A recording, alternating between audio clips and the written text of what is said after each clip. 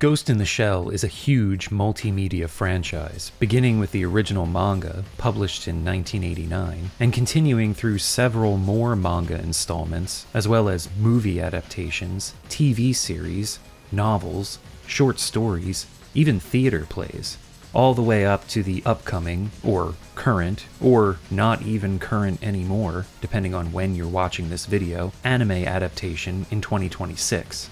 Just as the net is vast, so is Ghost in the Shell itself. My fascination with the series started back in the late 90s, as I stood in a Suncoast video, attempting to convince my dad to buy a VHS copy of the original film because of its reputation, which I'd read about in AOL chat rooms, online reviews, and scattered message board posts, about how the film was a mind-expanding tour de force of advanced animation, high-concept science fiction, and deep philosophical musings. It wasn't because of the anime titties on the front cover, Dad. As with any popular franchise, video games were inevitable. There are, in total, 8 Ghost in the Shell games. However, only 3 of these games are easily accessible, with the rest either defunct because of online servers being shut down, or practically lost media at this point because they were released on Japanese cell phones or exclusively in arcades. So I'll look at as much as I can here, while also diving into the wider Ghost in the Shell media, specifically the original manga and films, as well as the standalone complex timeline. But we're also going to talk about some of the later Ghost in the Shell projects. Oh yeah, those ones. So, make yourself comfy, because we've got a lot of Ghost in the Shell to discuss.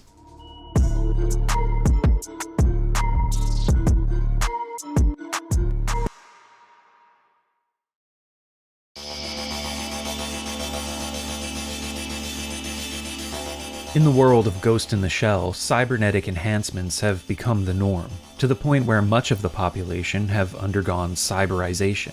The lines between human and machine are blurred. Cyber hacking, illegal prosthetics, and information warfare are the most prominent crimes, affecting both social and political spheres of influence. At its core, Ghost in the Shell follows the investigations of Public Security Section 9, a fictional, elite military intelligence division of the Japanese government. Its members are, for the most part, heavily augmented with cybernetic enhancements. Their leader, Major Motoko Kusanagi, is a full cyborg crammed with classified and, in some cases, illegal modifications that make her adept at both combat and cyber warfare. Other members include Bato, another full cyborg and the unit's second in command, specializing in field operations, Ishikawa, an information specialist, Bulma, a weapons and explosives guru, Saito, the group's sniper, Paz, an investigator, and Togusa, another investigator handpicked by the Major from the local police force. Togusa is the team's rookie and its least augmented member. All of these are code names, by the way. Their real identities are never revealed. The last true members of Section 9 are the AI-controlled machines known as think tanks. In the original manga, they're called Fuchikoma, and their banter not only provides a lot of comic relief, but also comments on some of the series' wider themes of individuality and the definition of humanity.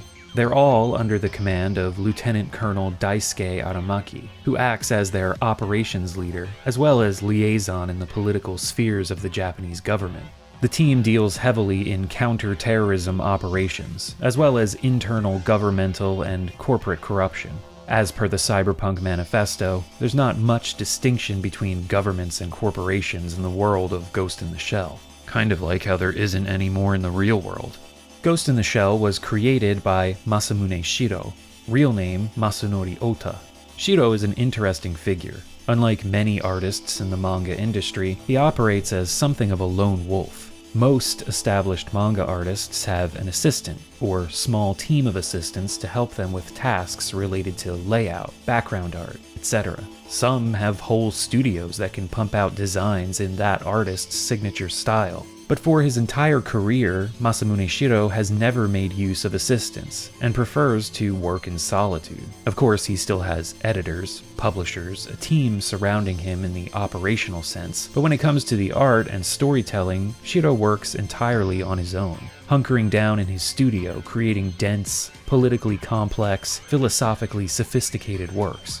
or indulging in his love of lithe, oiled-up women and hulking, mainly dark-skinned male figures. You see, Masamune Shirow has, for pretty much his entire career, had one foot in the hard, sci-fi, cyberpunk-inspired sagas of works like Black Magic, Dominion, Appleseed, Orion, and of course, The Ghost in the Shell, and the other in the ecchi world of illustrated softcore and hardcore porn, with his Pieces art books and Galgrease series. There are overlaps between those two worlds. His more mainstream works aren't shy about showing off some skin, and some of his pornographic work has excellent sci-fi, horror, even Wild West settings and designs. The Ghost in the Shell manga originally had a 2-page explicit scene that was eventually cut from later releases of the series. There's been some conspiracy theories set forth by fans over why it was cut, but from what I could find, it was originally edited out of the North American run by publisher Dark Horse, but they would later include the pages in an uncensored 2004 release. However, in 2009, according to Japanese publisher Kodansha, Shiro requested the scene be removed, and he even redrew a panel on a previous page to ease the transition between the scenes. Kodansha has stated they would have left the uncensored version alone, but it was the author's request that the material be altered. So, make of all that what you will. I have the 2017 Kodansha fully compiled edition, which has the edit, and the 2002 Kodansha bilingual comics version of the first book, which is uncensored. So, hey. But to return to the main point, Ghost in the Shell seems to be the culmination of a lot of ideas and themes Shiro was toying with in his other sci-fi works throughout the 80s. Some might even consider it his magnum opus. Others might say Appleseed. But that's a debate for another time and place. Ghost in the Shell actually has 2 titles in Japanese. Originally, Masamune Shirow wanted to call the series just The Ghost in the Shell, a reference to the 1967 philosophical work The Ghost in the Machine by Arthur Koestler, and also a title that perfectly captures one of the major themes in the story. What defines humanity in a world where certain people are fully cyberized? Is it the presence of a soul, referred to in-world as a ghost, inside a metal shell? Can a machine also develop a soul? However, Koichi Yuri, one of the planning coordinators at Young Magazine, where the manga was serialized, wanted a Japanese title. So Shiro offered Koukaku Kidotai, but requested The Ghost in the Shell be included as a subtitle. The Ghost in the Shell also retroactively became the title of the first story arc. What does Koukaku Kidotai mean though? If you try typing it into any online translator, even partially, they'll just spit out Ghost in the Shell, which is not even close to being correct. To break it down, Ko is attack, Kaku is shell or husk, Kido means mobile or quick to respond, Tai is a regiment or squad. Kidotai, together, is the phrase used for riot police, or the riot squad of a police department. Koukaku, together with these kanji, is not a commonly used phrase. It's something Shiro made up to incorporate his shell idea into the Japanese title. A literal English translation could be Attack Shell Riot Police. Or, if you want it to sound slightly less awkward, Armored Riot Police. If you want to get really fancy, Mobile Armored Riot Police has been used, or just Armored Shell or Shell Squad. All of those translations sound awkward in English, so it's easy to see why the English phrase Ghost in the Shell was way more appealing. And I feel like Shiro knew that, which is why he went for such a bland-sounding name in Japanese. It was never his idea to give the series that title. The Ghost in the Shell manga is split into 3 story arcs. The first, The Ghost in the Shell, follows Section 9 through several different investigations, but the one that rises to the top as the most significant revolves around the mysterious hacker known as the Puppeteer, referred to as the Puppet Master in other adaptations, and the fallout surrounding that investigation. The second story arc, Human Error Processor, is a series of mostly self-contained short stories that follow the normal cases that Section 9 pursues. For those familiar with the standalone complex series, think of this arc as a bunch of standalone episodes all lumped together. The third arc, Man-Machine Interface, takes a complete left turn and focuses on the Major, now working freelance after the events of the Puppeteer story, and delves into concepts of spiritualism and godhood related to technology. And let me tell you, if you're someone who's read or watched anything Ghost in the Shell related and found it hard to follow, you ain't seen nothing yet. Man-Machine Interface is out there. Anyway, we'll look at the manga in more detail as we go through the other adaptations in the franchise. Ghost in the Shell is kind of unique in that the original storylines have never actually been directly adapted in any form. The various films and TV series have taken elements, sometimes even specific scenes, from the source, but they usually repurpose and recontextualize them to fit their own narratives.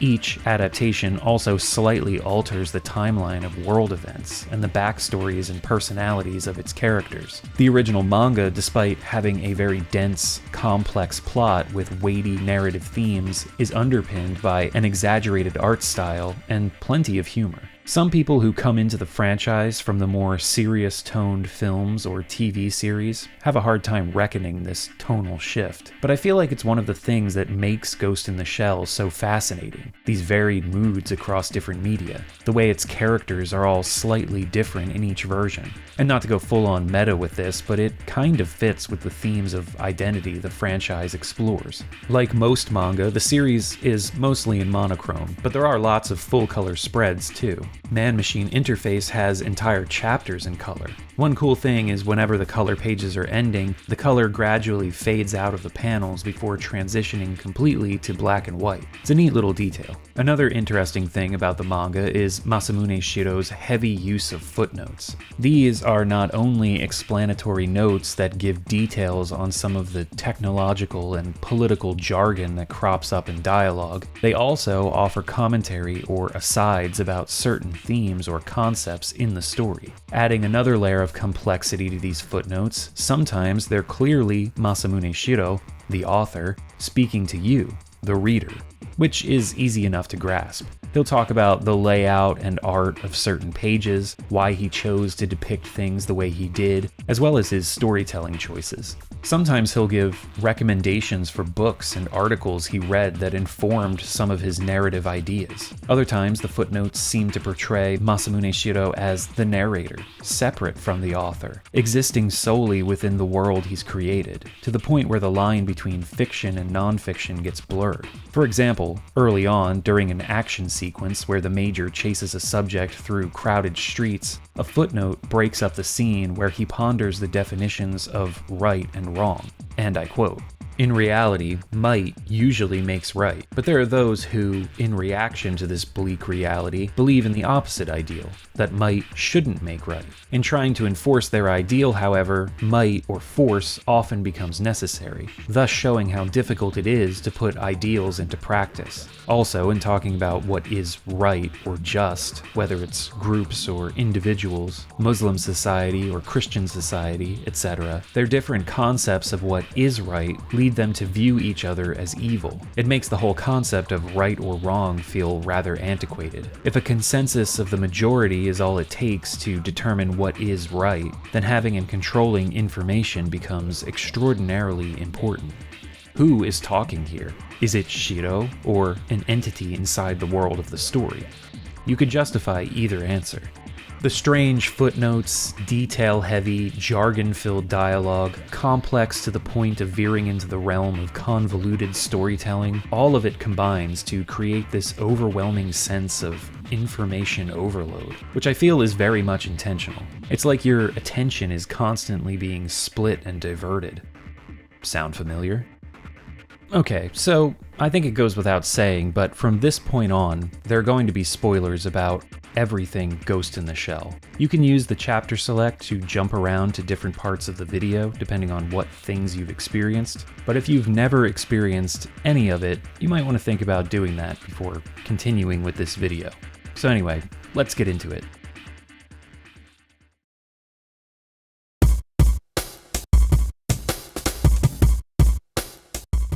1995 saw the first adaptation of the Ghost in the Shell manga with the animated film of the same name from director Mamoru Oshii. Oshii is another interesting character in Japanese entertainment, and also a huge influence on the tone and style of future Ghost in the Shell adaptations. Many consider him something of an auteur who cut his teeth on several arty, surreal, and philosophically complex works throughout the mid-80s, stuff like Angel's Egg, Labyrinth Property File 538, and Gosenzo-sama Banbanzai. I love Mamoru Oshii's stranger, more avant-garde work. Maybe someday I'll talk more about him, but for now, what brought him more mainstream critical acclaim was joining the production team for Mobile Police Patlabor in 1988. Patlabor is my favorite mecha series. It's more down to earth, but at the same time goofier than your Gundams and your Macrosses, although Macross can get pretty goofy. It is about pop music saving the galaxy after all. Freaking love Macross. But anyway, the Patlabor films really developed Oshii's more politically and technologically driven interests. 1993's Patlabor 2, written by frequent collaborator Kazunori Ito and directed by Oshii, is a moody, dense, multi-layered political thriller that marked the beginning of his more serious filmmaking style. A style he'd hone even further in 1995's Ghost in the Shell. The film loosely follows the puppeteer story arc from the manga, here translated as The Puppet Master. Masamune Shirow gave Oshii free rein to change the story any way he saw fit, so he and writer Kazunori Ito chose specific plot elements and reworked the film into a much more focused and condensed version of the narrative. It drops all of the sillier elements from the manga, as well as the Fuchikoma think tanks, which, as much as I miss them, I agree wouldn't fit into this more serious interpretation of the world.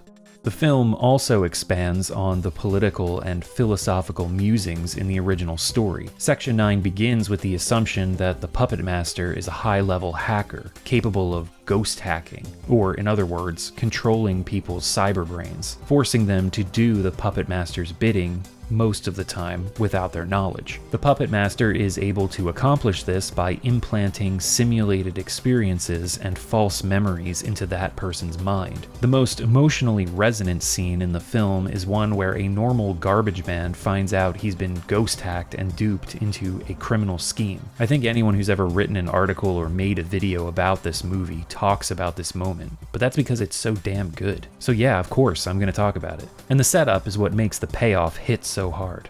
We follow two sanitation workers on their route through the city. As one of them collects the garbage, the other is on a public phone, finding access cards taped to the bottom of the terminal and passing them through a swipe point, transmitting whatever data is on them to somewhere. The man explains to his partner that he's ghost hacking his ex-wife to find out why she's asked him for a divorce. She won't talk to him anymore, except through her lawyer, and he's been barred from seeing or even speaking to his daughter. He attempts to show his coworker a photo of his little girl that he keeps in his pocket, but the other man brushes him off. According to the soon-to-be divorced man, he met another guy at a bar who gave him a barrier-breaking program that, when used piece by piece through different public terminals, becomes untraceable. However, Section 9 is tracing these hacks, because in reality, the program is being used to ghost hack government officials in an attempt to discover state secrets. Neither the garbage man nor his accomplice planting the cards has any idea of what they're actually doing. After a confrontation with the Major, which makes for one of the more haunting action sequences, as the Major uses her thermo-optic camouflage to fight in a shallow expanse of water, it's revealed the man planting the cards has had his entire memory and identity wiped, implanted with a fantasy about being a political revolutionary. Meanwhile, the garbage man, arrested and brought in for questioning, is devastated to learn his wife and daughter are complete fabrications. He's lived alone in a dingy single-room apartment for the last 10 years. And that photo in his pocket of his little girl, smiling like an angel, according to him, is revealed to be just a photo of himself. The juxtapositions in this scene are what make it so powerful. The stark blackness of the interrogation room, the cold fluorescent lighting, the equally cold facts from Ishikawa regarding the details of the man's real life. The tears that spill without an accompanying cry from the man's eyes, the shattered expression on his face. Togusa's gentle explanation that these memories of a fake wife and daughter, even though not real, will never truly be forgotten, like a dream that will haunt this man's waking life forever. The Major and Bato watching from the other side of the interrogation glass. And all of this accompanied by the minimalist, atmospheric soundscape of music composer Kenji Kawai. It's incredible. I mean everything, from the moment the two garbage men are introduced to this final cap on the entire series of events, is just some of the most brilliant storytelling, period. It's insane how good this is. And the 2017 live-action film, which at times tries to do a shot-for-shot remake of some of these moments, completely fucks it up. But we'll talk about that later. The interrogation room scene is also in the original manga, but it's much more abridged, and is undercut by a joke at the end with the garbage man going back to work and his coworker commenting that, well, at least now you don't have to worry about a divorce anymore.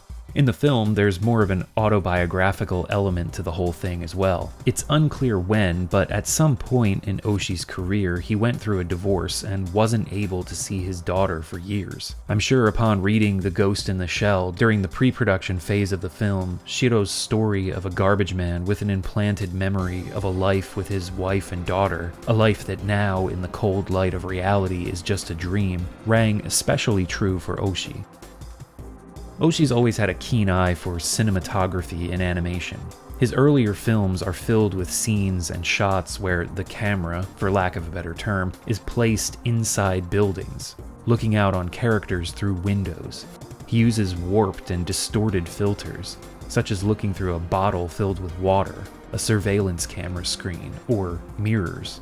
He also loves shots of characters watching other characters. And Oshi employs all of these techniques and more in Ghost in the Shell, highlighting its themes of surveillance and information gathering.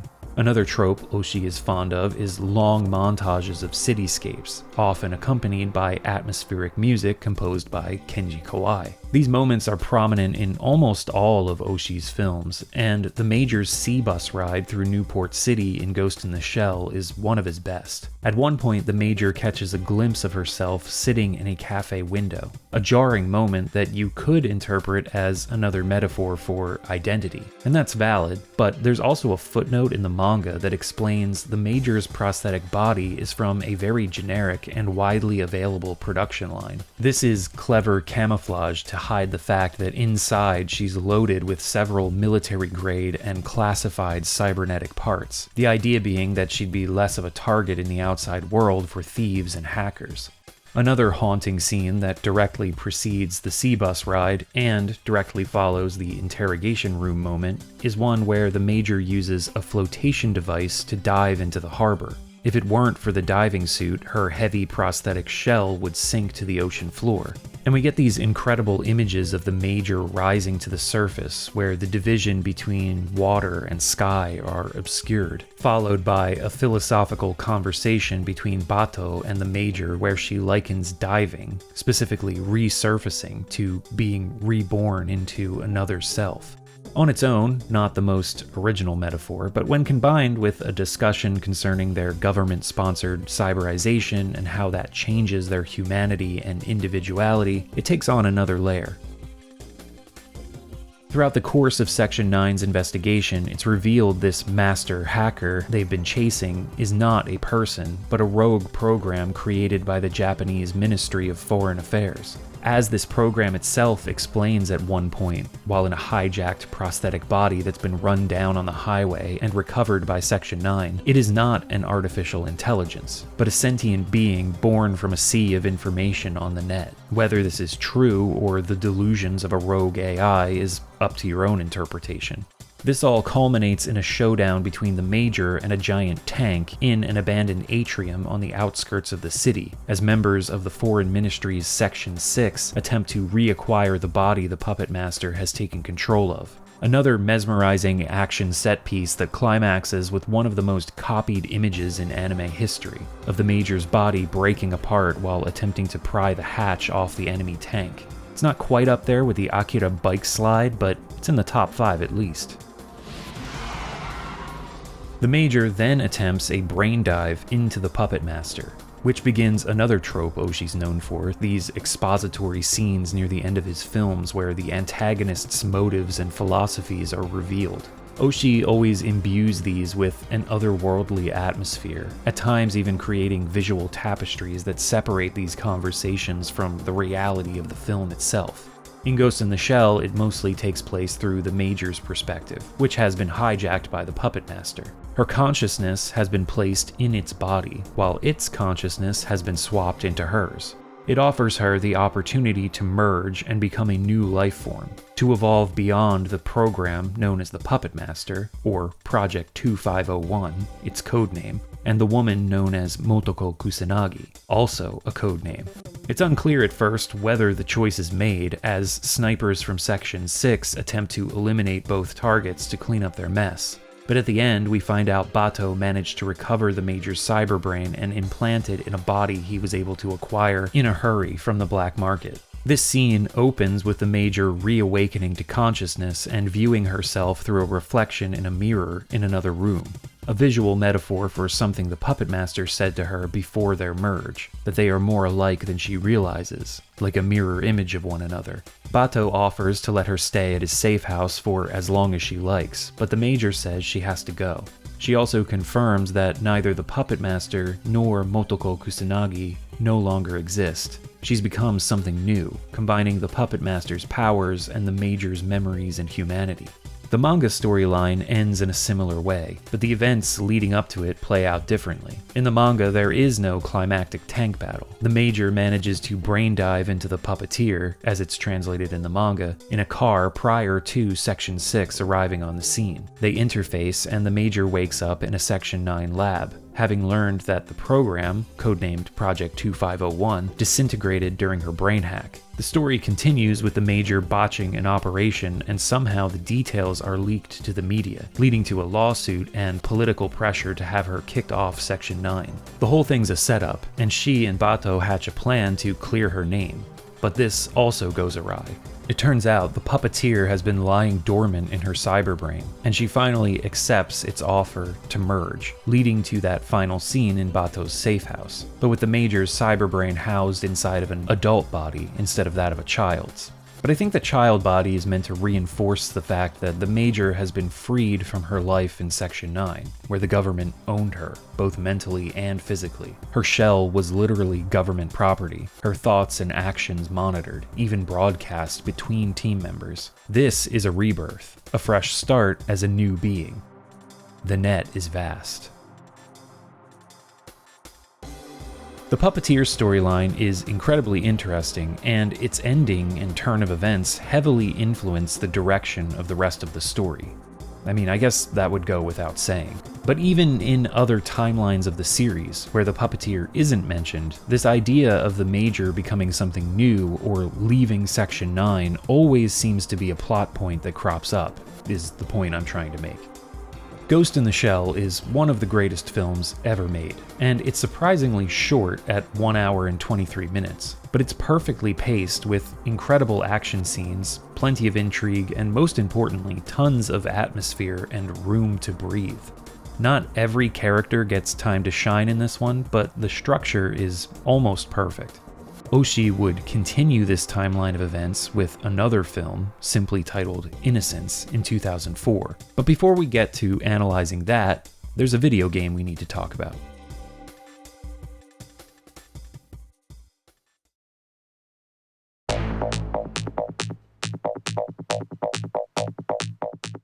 Ghost in the Shell is a third-person mecha shooter released for the PlayStation 1 on July 17, 1997 in Japan. A North American release would follow in December, and Europe would get their hands on it in 1998. It was developed by Exact, who at this point were best known for their breakout Jumping Flash series. first-person platformers where you take control of a robot rabbit, or Robbit as the game refers to it, shooting and hopping your way through colorful 3D stages. For an early 3D game on the PlayStation, Jumping Flash is still highly playable today. There are a lot of cleverly designed elements that make controlling the Robbit pretty intuitive, and they're still some of the best examples of first-person 3D platformers around. After the second Jumping Flash game, Exact developed Ghost in the Shell, at the behest of Sony and rights owner Kodansha. And this game didn't stray too far outside of their wheelhouse, because in it you play as a new Section 9 recruit piloting a Fuchikoma, the team's robotic think tanks. Despite coming out shortly after the release of the 1995 film, the game bases its art direction and overall tone on the original manga, utilizing character and mech designs by Masamune Shiro. One thing I gotta bring up is the misinformation on the Wikipedia page for this game. There's this paragraph where someone wrote that the concept of the Fuchikoma came from the scene at the end of the film where the Major fights the tank. And I quote, "Based on this tank design, mecha creators Shoji Kawamori and Atsushi Takeuchi made a smaller version designed for one person that would be used by the police." No they didn't. First of all, the Fuchikoma are in the original manga, as small, one-man tanks used by Section 9. Second, Shoji Kawamori and Atsushi Takeuchi were mechanical designers for the film, but they didn't work on this game. And thirdly, the design of that tank was inspired by the Fuchikoma, in a nod to them since they weren't included in the 1995 film. Get your shit together, Wikipedia authors. The in-game cutscenes were animated by Production IG, the same studio that handled animation duties for the film, and would go on to handle animation duties for every iteration of Ghost in the Shell moving forward. But here, the more kinetic and cartoonish style of the manga shines through. However, like the original manga, there's still a healthy dose of hard sci-fi and cyberpunk aesthetic imbued into the world. That's apparent right from the get-go in the game's introductory cutscene, which also features some thumping techno. In fact, the entire soundtrack plays with different techno stylings, and is one of the highlights of the game, with tracks by Takeo Ishino, Derek May, Meek Van Dijk, Advent, Westbam, Joey Beltram, Brother from Another Planet, BCJ, ScanX, Dave Angel, and Hardfloor. Beyond the cutscenes, the game itself looks fantastic for a real-time 3D game on the PS1 from 1997, with colorful, easy-to-identify backgrounds and enemies, buttery smooth frame rate, and one of the most memorable things about the gameplay, the ability to climb on virtually any part of the environment, even ceilings. The game engine just smoothly transitions between these different perspectives, with a camera that sticks right with the Fuchikoma. It may take a bit to get used to the perspective shifting shenanigans, but it works and it's super impressive. There's a training mode that concludes with a boss fight, making it sort of a mini mission of its own, allowing you to get accustomed to the controls. I don't know this for sure, but the game engine feels like a modified version of Exact's Jumping Flash engine, which would make sense. Something about how tight the camera is and how smoothly the stages and environments move around reminds me of the look of those games. The Fuchikoma is incredibly easy to control. D-pad to move forward, back, and turn left and right, L1 and R1 strafe. Pressing L1 and R1 together, along with either up or down, allows you to glide. X jumps, square fires your machine gun, rapid press to continue firing, while holding square will lock on with up to 6 missiles when enemies are within range, in accordance with a lock-on gauge at the bottom of the screen. You have unlimited bullets and missiles, but a limited supply of area-clearing grenades, which can be fired with the circle button. You can hold up to 3 grenades, and ammo pickups can be found scattered around stages. A map on the bottom right keeps track of enemies and stage objectives, and a gauge around that tracks your health. Once you get the hang of the controls, the Fuchikoma is incredibly versatile, skating around, scaling buildings and other structures, hanging off of ceilings. You can get really creative with how you explore levels and dodge enemy fire. It's fast-paced, arcadey, and just a blast to play. There are 12 stages, each of them unique, with equally unique objectives. The first places you in a large outdoor industrial area, tasked with destroying 4 enemies that each hold a key code needed to access a large warehouse. You only need to destroy those 4 enemies to progress, but in the course of tracking them down on your minimap, you'll also fight soldiers and other mechs of varying strength and weapon loadout. Other stages have you defusing bombs. By blowing them up, of course, surfing on the bay in a sort of rail shooter segment, traveling down the highway in another rail shooter segment, which actually has a branching path, changing the enemies in difficulty. You'll also track down a target through the city who's using optic camouflage, scale a building through large ventilation shafts. I don't think there's a bad mission here. Even the sewer mission is fun thanks to the easy-to-navigate level design and how awesome it feels being able to make use of walls and ceilings to dodge attacks in tight spaces. There are a couple moments of frustration, like this section in the final mission where you need to jump between these tiny platforms. The Fuchikoma is much lighter and floatier compared to Jumping Flash's Robbit. The camera also doesn't helpfully point downward to assist you in judging your landing. I can't tell you how many times I died at this part and had to restart the mission because I kept missing or falling off these platforms. Even on my second playthrough, having grown much more accustomed to the Fuchikoma's movement, I still died like 4 or 5 times to this section. Luckily, all the stages are pretty short, taking around 10 minutes or less to complete. Each stage ends with a boss, and though they also have a lot of variety in terms of their designs, the majority of them boil down to circle strafing around the arenas and unloading with machine guns and lock-on missiles. Maybe the occasional grenade when things get a bit dicey. The more interesting bosses were the second stage one, in the sewers, where you fight in this cylindrical tunnel, skating all around, avoiding its lasers and flamethrower attacks. The other was a reactor core, where you need to destroy several terminals while avoiding and taking out these laser-firing arms.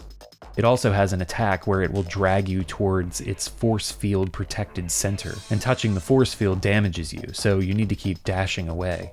It's kind of annoying as you're learning all the ins and outs of the fight, but once you understand it, it's actually really fun and one of the most memorable parts of the game. The final boss is also really cool, having 2 phases. One where you're fighting on top of a building, which you can fall off of, as the boss becomes increasingly more unstable and erratic as you pile on the damage. The second part is a short, timed phase where you continue to fight while free-falling off the building. You need to destroy it before the timer expires, otherwise you'll presumably hit the ground and smash to bits.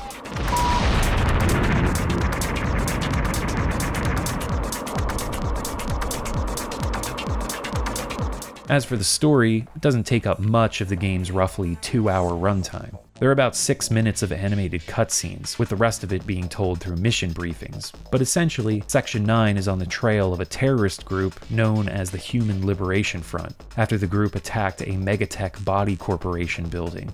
The Megatech Corporation are the supplier of Section 9's prosthetic bodies and cybernetic enhancements, so the case hits close to home. As they come into contact with the group, they discover their leader is a man codenamed Zebra 27. Their investigation leads them to their base of operations, a large tower called Aeropolis 2, belonging to Megatech, that houses a nuclear reactor. Ishikawa also learns that the Energy Ministry is interested in Zebra 27. An official named Sawamura has been leaking information to the terrorist leader. After passing through an underground city and into the geofront below the tower, the team shut down the reactor and face off against Zebra 27 on the roof. After defeating him, while free-falling down the side of the building, the team find out that the whole thing was because of a defect in Megatech's reactor. Sawamura planned to collect bribes in exchange for covering up the problem when one of the reactors blew. That was the building explosion from the beginning of the game that launched the whole investigation.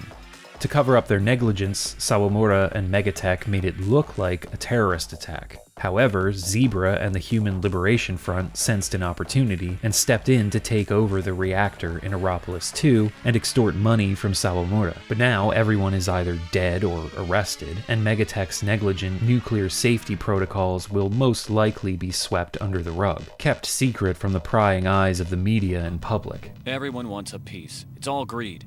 He went too far when he notified Section 9 and claimed responsibility. And ever since it all started, I've lost several nights of sleep. I had no idea you were such a sensitive fella.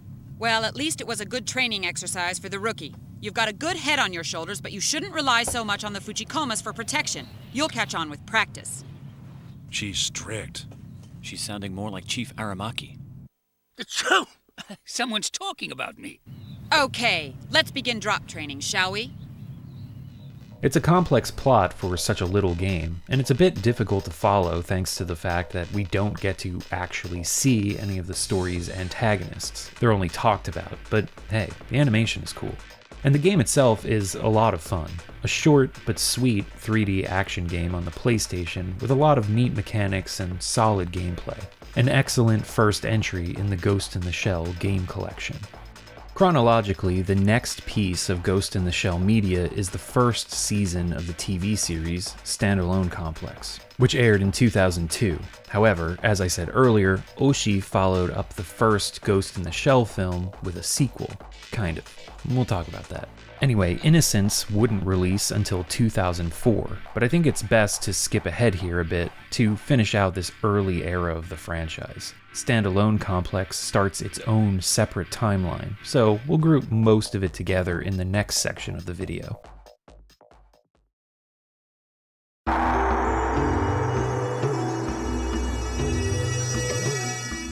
The sequel to Ghost in the Shell was both written and directed by Mamoru Oshii, dropping his longtime screenwriter Kazunori Ito.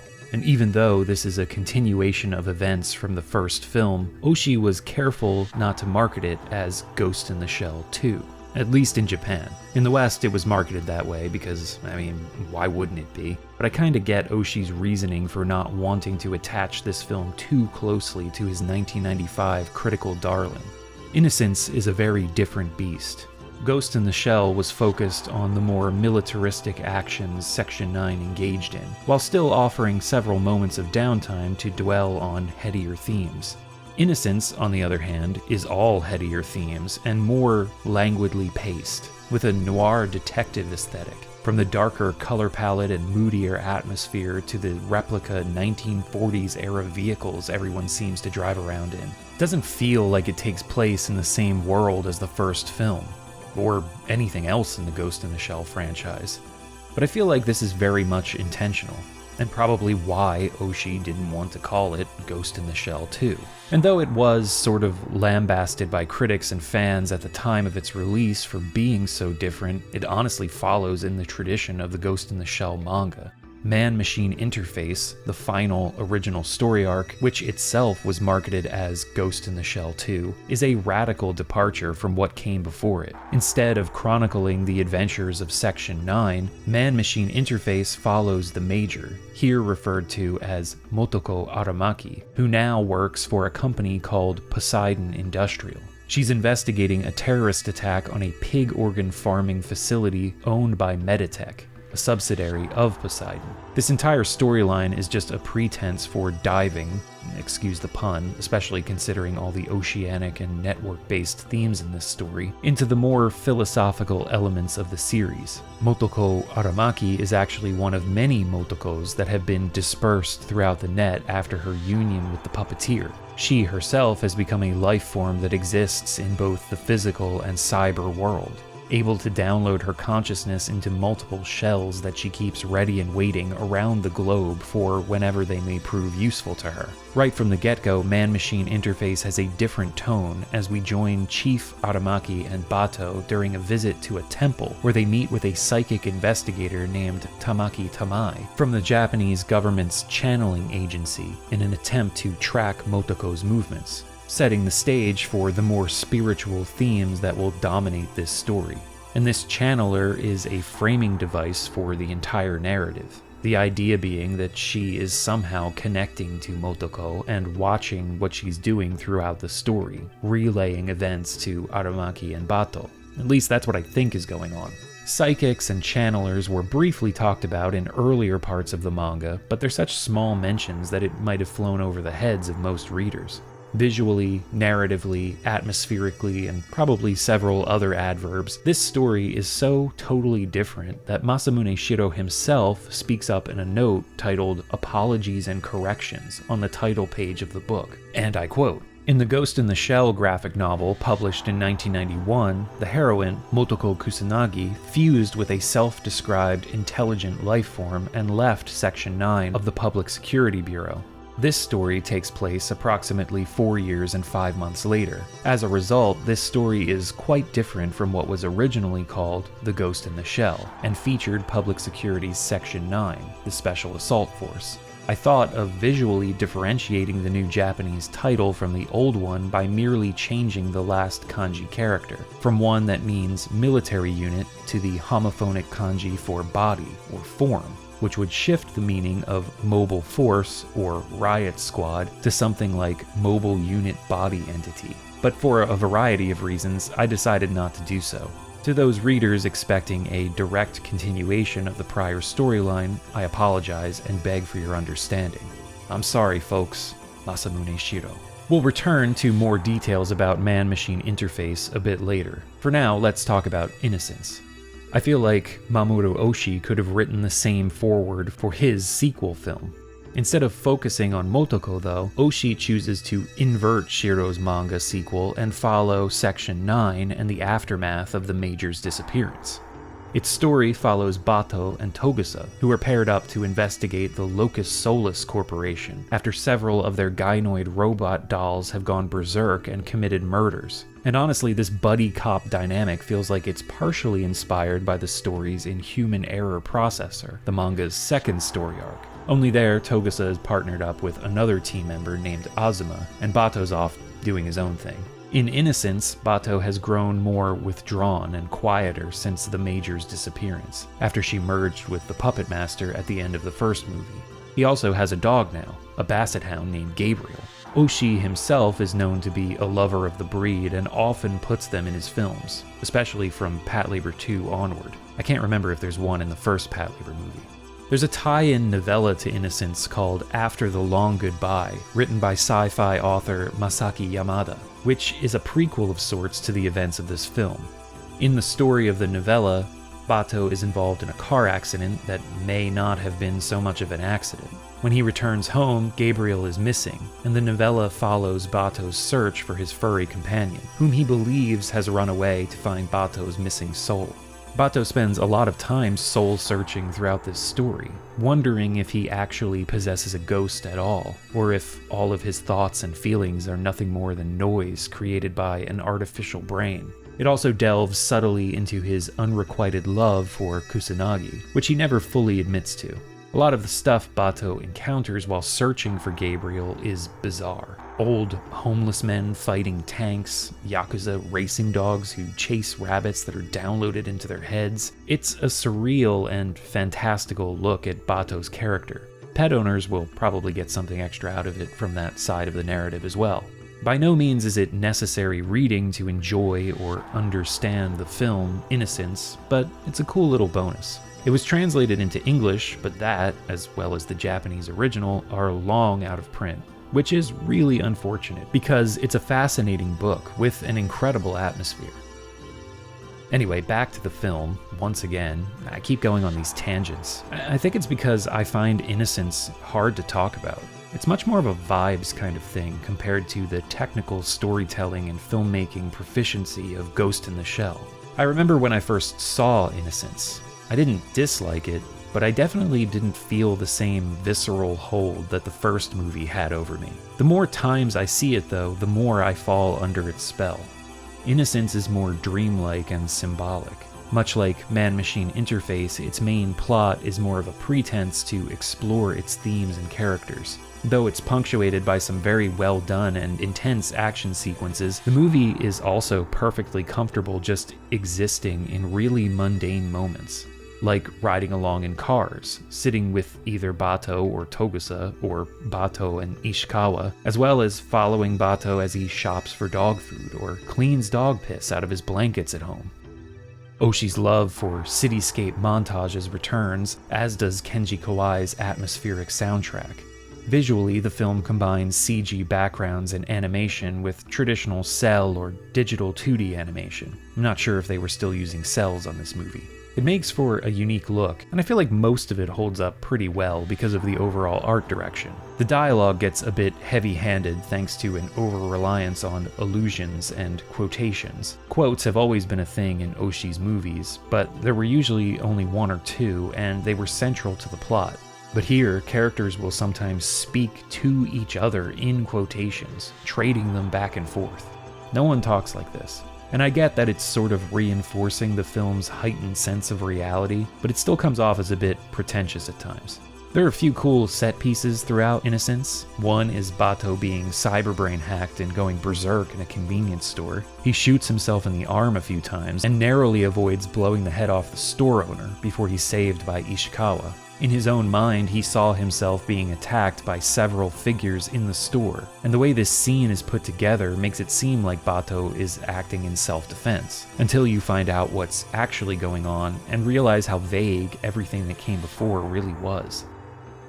The other memorable scene is when Bato and Togusa head to the home of a black market weapons dealer and hacker named Kim, who proceeds to trap the two in a logic maze, where they keep repeating the same actions of entering the mansion with different details and outcomes. Bato manages to break free thanks to the Major's intervention and helps Togusa out as well. Speaking of the Major, she's absent for most of the film, but her presence is felt throughout. From Aramaki's concern that her disappearance has psychologically impacted Bato, to Bato's own melancholic shift in personality. She haunts him. And funnily enough, in reality, she is sort of haunting him, watching over from the net, finally appearing at the end of the film when Bato infiltrates Locus Solus's secret headquarters, a floating warship stationed in international waters. She downloads her combat capabilities and a portion of her consciousness into one of the many gynoid dolls that act as a defense mechanism on the ship. There, Bato discovers that these dolls are actually being ghost dubbed, a procedure where real people's ghosts are duplicated into the inanimate dolls using real girls kidnapped by the Yakuza, part of a human trafficking ring. Wealthy individuals and politicians purchase gynoids with real young girls' ghosts implanted into the dolls. This is a slightly altered version of the self-contained ghost dubbing story that appears in the first story arc of the manga. A Locus Solus worker who discovered the Yakuza operation tampered with the ghost dubbing procedure, giving the young girls more control and causing the dolls to murder their owners, in the hopes that police would intervene and discover the truth. This employee was found murdered by the Yakuza earlier in the film. Bato points out that along with the psychologically damaging effect this whole situation had on the human girls who were kidnapped, it was also damaging to the gynoids who had corrupted ghosts dubbed into them, causing them to violate one of Asimov's laws of robotics, that a robot should never harm a human. This further expands on the franchise's questions of whether artificial life forms possess ghosts. With Locus Solus exposed and the mission complete, the Major bids farewell to Bato, exiting the gynoid she possessed, returning to the net.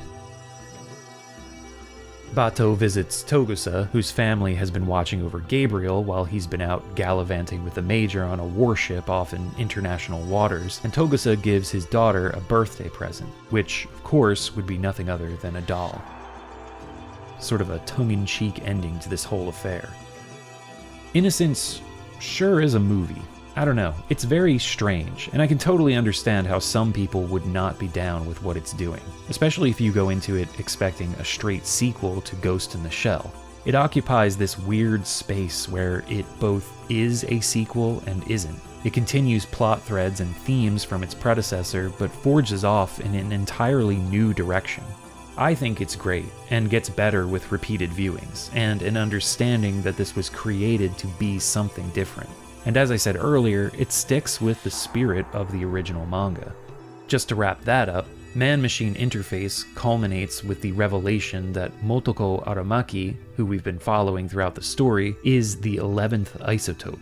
or clone, or offspring to put it more simply, of the being that resulted from the fusion of Motoko Kusanagi and the puppeteer. That was the puppeteer's goal, to disperse itself throughout the net. The original Motoko has been researching silicon-based life forms as a possible next step evolutionary being to follow on from mankind, furthering the transhumanist themes of the story. Much of man-machine interface takes place within cyberspace, and a lot of the dialogue is Motoko shouting out jargon-filled commands to her little digital assistants as she performs corporate espionage. What she's ultimately doing is tracking down blueprints for silicon-based life left behind by a Professor Rahampol. Several of the Motokos come into contact with one another near the end. To be honest, I'm not exactly sure what happens at the very end, but it seems that the Motokos somehow achieve or touch upon the creation of this new silicon-based life form. And the channeler, Tamaki, who has linked into these communications, has somehow been psychically wrapped up in all of this. The final panel shows a tree of life like electrical current in her eye that mirrors some of the imagery seen earlier on. Has this new life form been born within her? I don't know. Man-machine interface is very weird, and very hard to follow. There are a lot of philosophical discussions related to dualism, which, to boil it down, is the idea that the mind and the body are separate entities, as well as the Buddhist concept Jizaiten, which, according to Shiro's footnote, is a temporal and spatial concept of the structure of the universe. It is represented by the image, or more accurately, the reflection in the spirit realm of 3 tree, or forked structures called sansagi. There are 64 strata of irreversibly ordered elements that move in precise sequence about the 3 trees, and one full cycle of their movement is equivalent to the life of the universe. It's certainly one of the more unique concepts to come out of the human brain. Well, yeah, can't argue with that. You see what I mean, though? You almost need multiple doctorates in philosophy and Eastern mysticism to even understand the foundation he's building this story on. It is fascinating, but it's here where I'm going to have to call upon the comment section to really dig into the nitty-gritty of the symbolism and larger ideas here. The story is intentionally ambiguous and open-ended, and Shiro's footnotes do nothing but pile on to that ambiguity. So I've outlined the larger plot, but as for what it all means, hey, you can read it for yourself and decide. For the most part, this wraps up what I'll refer to as the original timeline of Ghost in the Shell media. There is one last piece, which is a short story collection aptly titled The Ghost in the Shell, 5 New Short Stories, that was released in 2017. Unlike the Innocence tie-in novel, this one is still available both in print and digitally. As the title states, it's 5 short stories written by To Enjo, Gakuto Mikumi, Kafka Asagiri, Yoshinobu Akita, and To Ubukata. The 2 To's, Enjo and Ubukata, have been involved in Ghost in the Shell adaptations, with Ubukata writing scripts and credited for series composition on Arise, which we'll talk about later, and Enjo credited as scriptwriter and series composition on the upcoming new Ghost in the Shell series. And Enjo's story, the first in the book, about a point-of-view character who doesn't realize he's only a machine, is one of the best in the collection. So that's good news for the new show if he's in charge of series composition. This guy gets Ghost in the Shell. Anyway, this whole short story collection is excellent, so if you're a fan, definitely look into it. But now, let's rewind a couple of years from Innocence's release back to 2002. We've got a whole other timeline of Ghost in the Shell media to explore with Standalone Complex.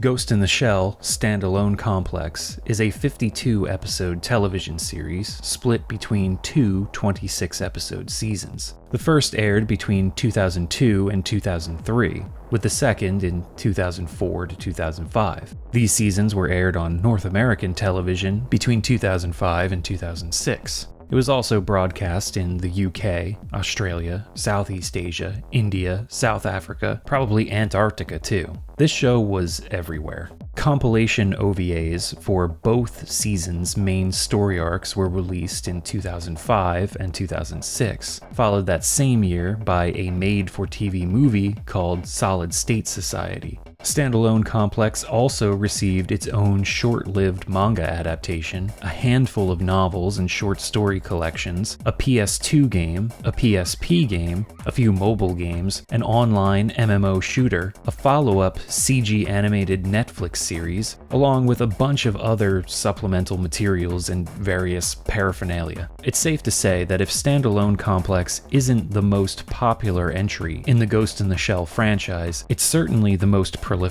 Developed from the start as an alternate take on the established Ghost in the Shell manga and 1995 film, Standalone Complex was directed by Kenji Kamiyama. Kamiyama was a protege of Oshi's, working as a writer and then animation director on the Oshi-penned projects Blood the Last Vampire and Jinro the Wolf Brigade. He also directed the short series Mini Pato, a comedic spin-off in the Patlabor franchise. And we've already touched on how heavily involved Oshi was in Patlabor. The art of Standalone Complex is less realistic than the 1995 film, but also not quite as exaggerated as Shiro's original manga. Though Shiro did have a hand in early mech and character designs. He also provided ideas for stories and approved the scripts. Standalone Complex finds its own art direction to set it apart, though it does borrow heavily from man-machine interface for its depictions of cyberspace and communications. The disc-like video images of team members speaking to each other through cyber-brain communications and visualization of hacking and barrier-breaking programs are taken directly from the last story arc of the manga. The other highlight of Standalone Complex's presentation is the music. Kenji Kawai's soundtrack for the 1995 film is a tough act to follow, but if anyone was up to the task, it was Yoko Kanno, the composer behind such classics as Macross Plus, The Vision of Escaflowne, and of course, Cowboy Bebop. She has the uncanny ability to inhabit different genres and make them sound authentic. For Standalone Complex, she trades the jazzy, bluesy, funky stylings of Cowboy Bebop for snazzy techno, hard-hitting rock, somber strings, and two of the best opening theme songs in anime this side of Tank, with the first season's Inner Universe and second season's Rise. Both just incredible tracks. It's hard for me to choose which one I prefer, so I'll take them both. Both performed by Russian-Japanese singer Origa, who unfortunately passed away in 2015. Even though Standalone Complex is set in a separate timeline from the original manga, it still adheres to several backstory elements, and fleshes out some details of the world that are only touched on in the manga. For example, the TV series takes place in the year 2030. The capital of Japan has moved from Tokyo to Newport City in the newly redistricted Mihama Prefecture after nuclear attacks during either the Third or Fourth World War, yeah, two of them happened sometime earlier in the 21st century, devastated the old capital city and several other regions of Japan. These two world wars saw a huge shakeup in geopolitical power dynamics. The United States split into three separate entities, the most prominent of which is the American Empire. Japan has become a world superpower thanks to their development of new nanotechnology that helped mitigate the radioactive fallout from nuclear attacks during World War III. This micro-machine technology came to be known as the Japanese Miracle. After World War IV, also known as the Second Vietnam War, Japan saw a huge influx of Asian refugees. This refugee crisis plays a central role in the second season's plot. Standalone Complex digs into the larger Ghost in the Shell world, but still leaves a lot of the details of these events up to the viewer's imagination and interpretation. And I like that. It's great to learn more about this world, but it doesn't go out of its way to over-explain everything. Standalone Complex also brings the think tanks into animation for the first time. Well, first time in a full animated adaptation. They were included in the animated cutscenes for the PS1 game. Here, they've been redesigned and renamed from Fuchikoma to Tachikoma. Apparently there was some rights issue, possibly with the video game, over the Fuchikoma name and design, but I couldn't find any details about this. Anyway, the Tachikoma play a much larger role in Standalone Complex, and even star in their own post-episode miniseries called Tachikomatic Days, where they comedically explain various aspects of the world or ponder their own technological development and existence. It's a lot of fun, and some of these mini episodes get a bit out there.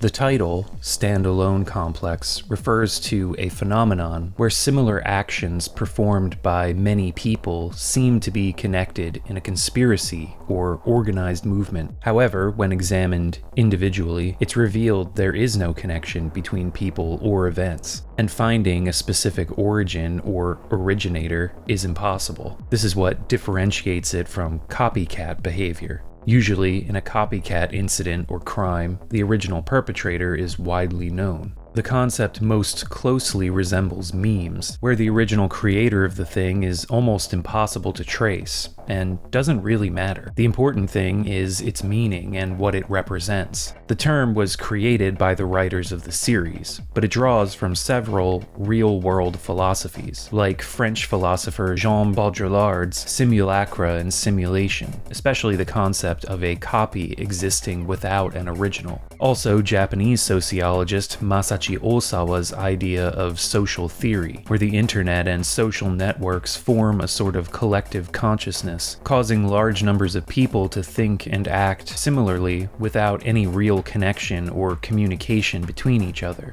as well as American philosopher Frederick Jameson's concept of the vanishing mediator, where the leader of a movement disappears or becomes obsolete because the followers have taken up the cause on their own. Think the entire plot of Fight Club. Each iteration of the Standalone Complex series looks at this concept from a different angle, from a symbol fighting for social change, to a refugee leader sparking a revolution, to a network put in place to rescue abused children and care for the elderly, to cyberized humanity reaching a technological singularity. Standalone Complex offers many lenses through which to view its philosophy.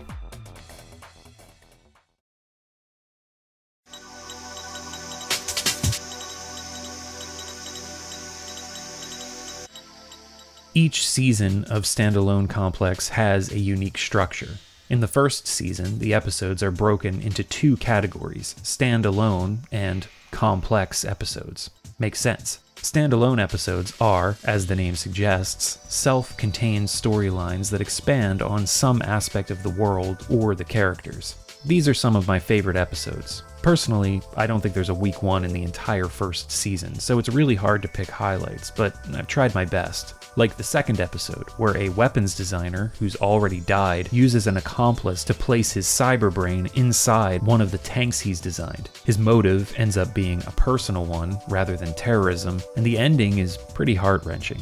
Or the next episode, where several androids are committing suicide, prompting a Section 9 investigation into these specific obsolete models known as Jerrys. They discover a virus is to blame, created by the son of a Canadian ambassador, who fell in love with his android. This leads Section 9 on a manhunt and reveals the virus had given the Jerry models personalities trained on dialogue and storylines from old movies. Episodes like these dive headfirst into the ethical dilemmas related to technology that Standalone Complex loves to explore. Others focus on specific characters, like a Bato-centric one where he's sent undercover to investigate a former boxer, current military combat instructor, suspected of leaking information from a US naval base.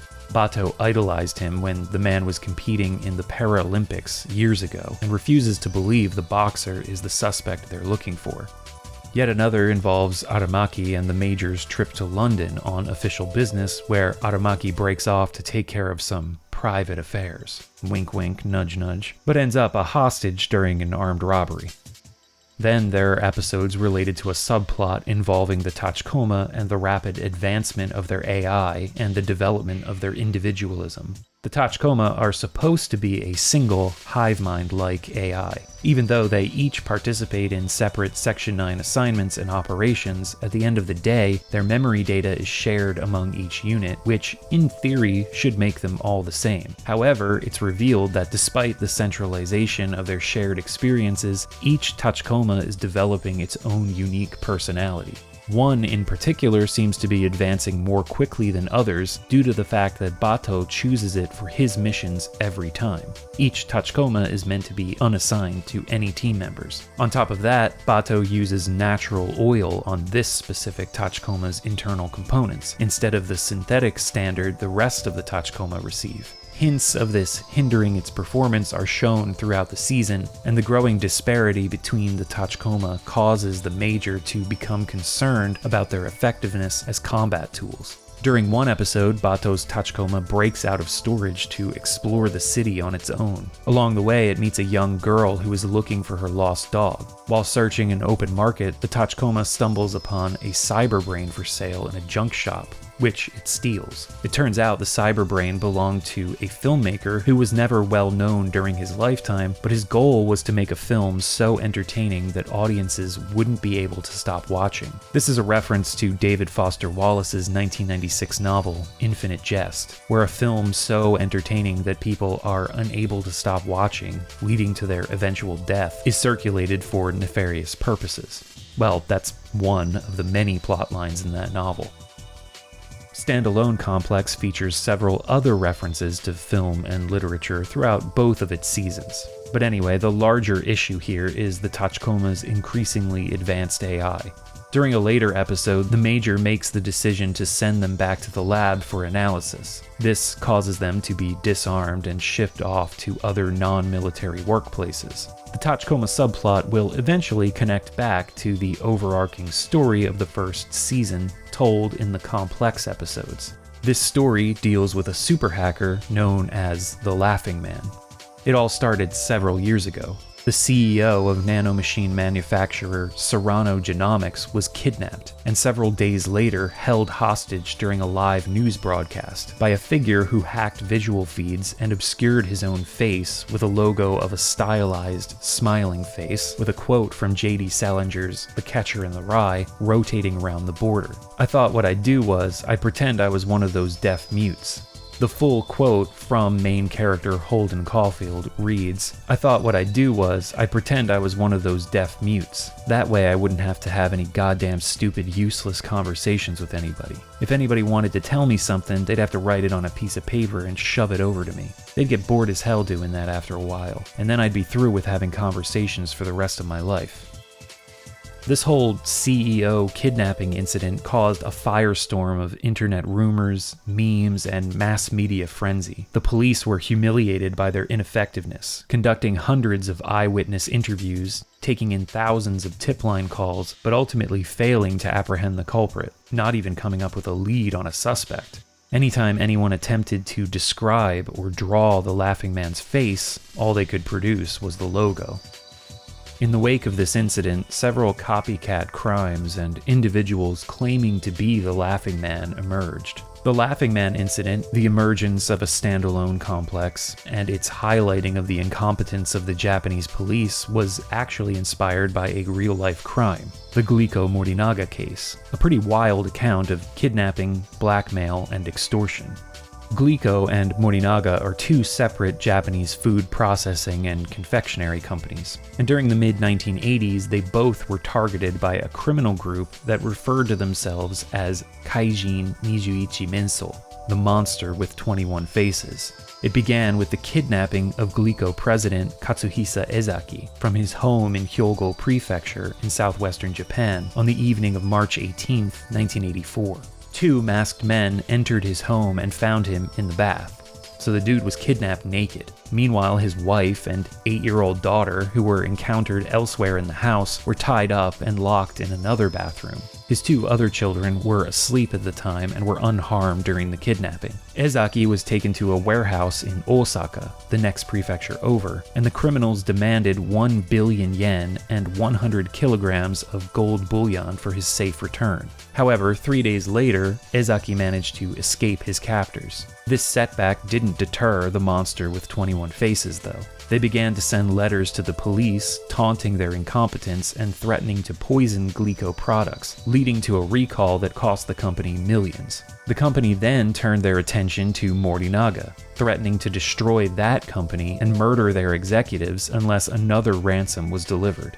A sting operation was set up to apprehend the criminals when the police dropped off the demanded ransom. This ended in failure though, and even though the police encountered several suspicious individuals during the operation, including a person who would become known as the Kitsune-me no Otoko, fox-eyed man, police failed to capture this subject too. All the while, the group continued to send letters to various prefectural police departments mocking their uselessness. A few other food companies were targeted, but the campaign of harassment against Glico and Morinaga were the most prominent. After another botched sting operation in Shiga Prefecture, where once again the police encountered but failed to arrest or even question another suspicious individual, Shiga Prefectural Police Superintendent Yamamoto killed himself. A short while later, the letters stopped, and the monster with 21 faces was never heard from again. In 1994, the statute of limitations on the kidnapping expired, and 2 other charges related to attempted murder for the poisoning of food products expired in 1999 and 2000. And that was it. To this day, the crimes remain unsolved. If you want more details about the Glico Morinaga case, check out this article and podcast from the website Unresolved. I've linked it in the description.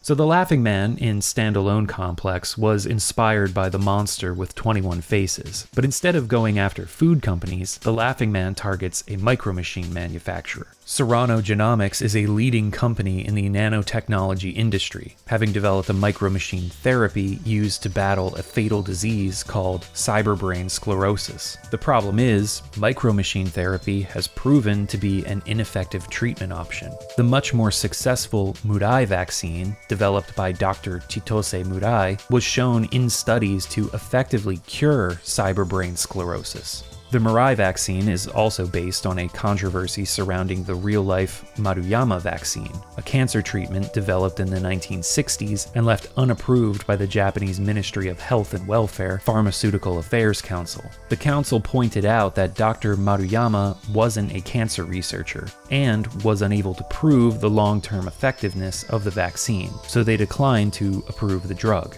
Similar to the Maruyama vaccine, the fictional Murai vaccine was developed by accident, and Dr. Murai was unable to prove why it was an effective treatment for cyberbrain sclerosis. So the Ministry of Health, Labor and Welfare didn't approve its release to the general public. It's later revealed that the Approval Council had a vested interest in the advancement of micromachine technology, and Serrano Genomics specifically. After the Laughing Man hacked medical records and learned that several high-ranking members of the government and other wealthy individuals who had developed cyberbrain sclerosis were secretly receiving the unapproved Murai vaccine as treatment instead of micromachine therapy, he kidnapped the CEO of Serrano and tried to force him to reveal the truth on live television. Much like Holden Caulfield, the Laughing Man's goals were to expose the phoniness and corruption in society. When this plan failed, he disappeared.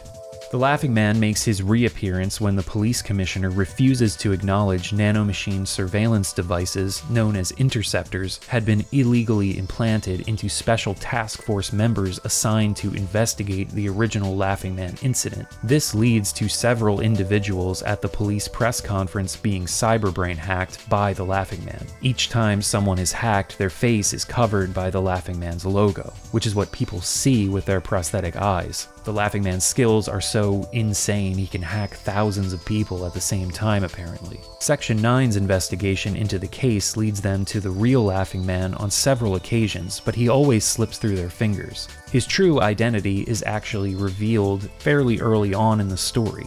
He's a young man known as Aoi. But it's important to note, the character of Aoi, who chooses to help Section 9 uncover the truth behind the nanotechnology conspiracy, is not the original Laughing Man.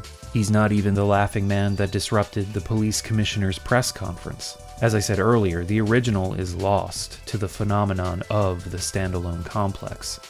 Their eventual discovery of the secret behind the Mirai vaccine and micromachine therapy conspiracy ends up with them being hunted by members of the Narcotics Suppression Squad, an elite military unit under the direction of the Drug Enforcement Agency. This all gets pretty wild. Aramaki manages to pin murder charges on the head of the DEA in connection to an NSS operation where they wiped out members of a non-profit organization who managed to get a hold of the Mirai vaccine patient list with the help of the Laughing Man. The arrest of their leader causes the high-ranking NSS agents to go rogue, but Section 9 successfully deals with each attack. Realizing Section 9 is getting close to unraveling their plot, Secretary General Yakushima, a member of the ruling party who is the mastermind behind Mirai vaccine's rejection and promotion of nanomachine technology, throws the full weight of his political influence around and exposes Section 9 to the public, branding them as a terrorist cell plotting a coup d'etat. He sends a naval force called Umibozu, sort of an equivalent to a Navy SEALs outfit, to destroy Section 9 headquarters and arrest all members. At first, it appears Aramaki has served up his team on a platter in exchange for his own protection. Togusa, who is with Aramaki at the time the orders come down to arrest the members of Section 9, is the first to be taken into custody. After the other members stage a defense at Section 9 HQ, they split up and disperse throughout the city, but each are arrested in turn until only Bato and the Major are left. The Tachikoma, who earlier on had been sent back to the lab because of the problem with their individuality development, can only watch as the Section 9 smear campaign unfolds in their new roles as elderly caregivers, construction site workers, and test subjects. However, when they realize Bato is still out there and may need their help, they decide to abandon their current posts and rescue him. While attempting to contact the Major at one of her safe houses, Bato is attacked by an Umibozu assault squad, who've brought some armored suits along. The Tachikoma arrive just in time, and each of them sacrifices themselves in order to protect Bato. The Major witnesses their actions and realizes she was wrong about their behavior and development. That shot where a tear of oil wells up in the eyepiece of the Tachikoma as it rams the unexploded shell into the armored suit gets me every time. With only Bato and the Major left, they make a plan to escape the city, but the following morning, as they attempt to board an aircraft, the Major is taken out by snipers, and Bato is finally taken into custody. 3 months later, Togusa, who was subjected to days of interrogation, was eventually released. Since then, he hasn't heard from anyone about the fate of Section 9. He eventually learns, through his own research, that the Major has been killed and everyone else is serving time in prison. Yakushima has been exposed as the conspirator behind the Laughing Man incident, but the loss of his government position doesn't seem like punishment enough for Togusa. He resolves to assassinate Yakushima, but before he can pull the trigger, he's stopped by Bato, who takes him to Section 9's new headquarters. Everyone is out of prison, and Section 9 has secretly been reinstated by the Prime Minister. In order to provide evidence on Yakushima's corruption to the Ministry of Justice, Aramaki agreed to the dissolution of the unit with a promise from the PM that Section 9 would be reinstated after lower house elections. Politics, am I right? The Major has also survived, using one of her prosthetic bodies as bait to make it look like she'd been killed. Even Bato wasn't in on that part of the plan. Aramaki and the Major visit Aoi, and the chief offers him a job at Section 9. Aoi turns it down though, preferring to keep his current position at the public library and pursue his own interests, which I always thought was a shame. It would have been really cool to see Aoi join the team. In the end, Section 9 returns to active duty, having wrapped up the Laughing Man incident. It's a fascinating story that requires a lot of patience and attention to keep everything in order. Honestly, every time I watch this first season, and I've probably seen it about a dozen times by now, I catch new details or things I missed or overlooked. It has such good pacing and some really shocking moments, not all of which I've spoiled here, so if you've never seen it, I definitely recommend checking it out. Its mix of world building, character development, social commentary, political intrigue, and intense action sequences makes it a masterpiece. And it was followed pretty quickly by an equally multifaceted second season. But before we get to that, we've got another video game to talk about.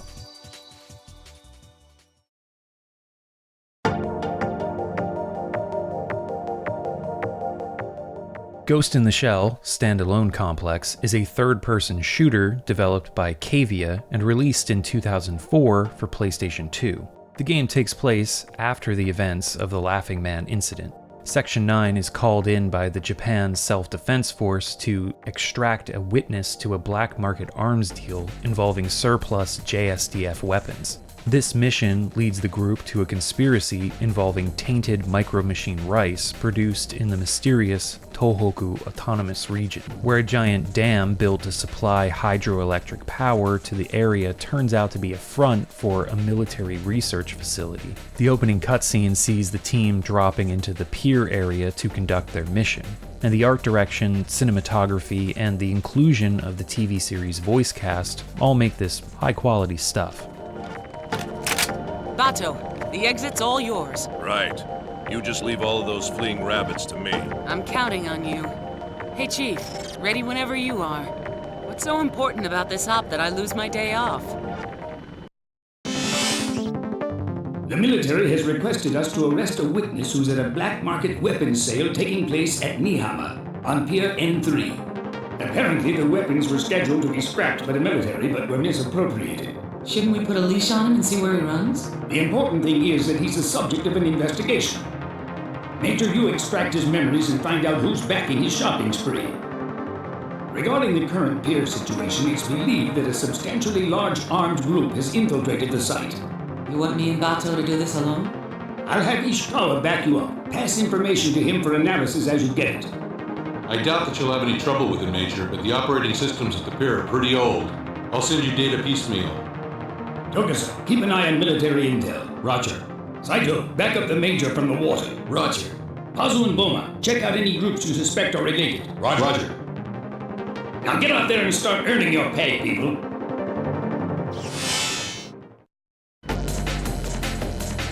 Roger that. The military's moved up in the world. They got us cleaning up after their messes. Let's have them owe us one.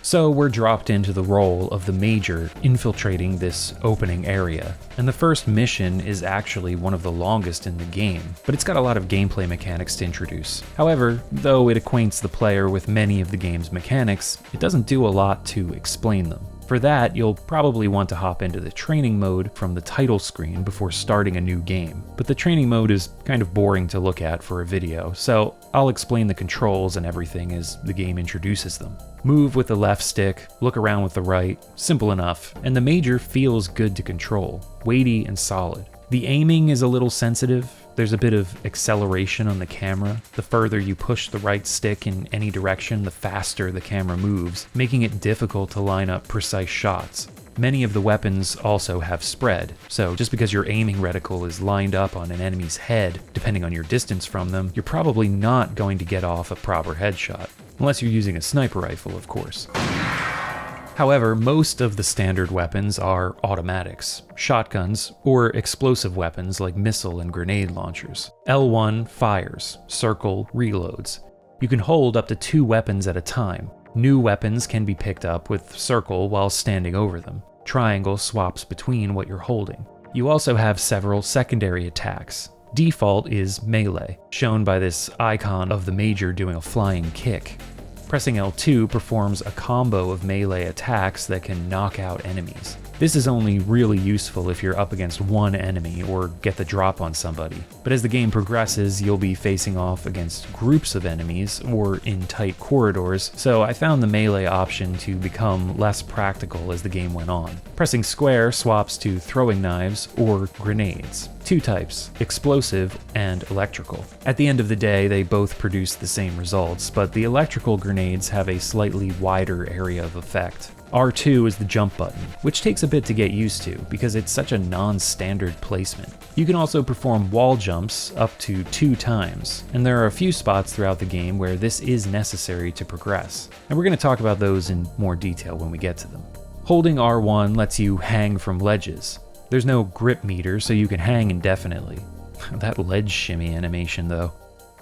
R1 also climbs and descends ladders. In the heat of combat, pressing R1 also performs several cinematic dodge moves, which do not make you completely invulnerable to damage, but will help you take less damage if you manage to find yourself in the middle of a hail of gunfire. You can sometimes even dodge explosions. The jumping and platforming is pretty floaty, and I was constantly holding my breath because it felt like I was going to miss platforms and fall almost every time.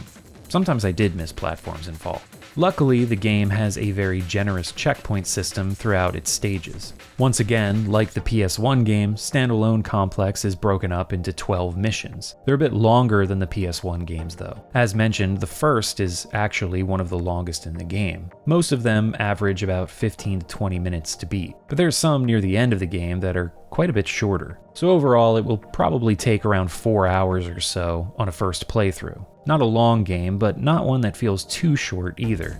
You play as either the Major or Bato depending on the mission. They both play rather similarly. Bato's melee attacks are just heavy jabs as opposed to the Major's acrobatics, but yeah, overall they don't feel that different from one another.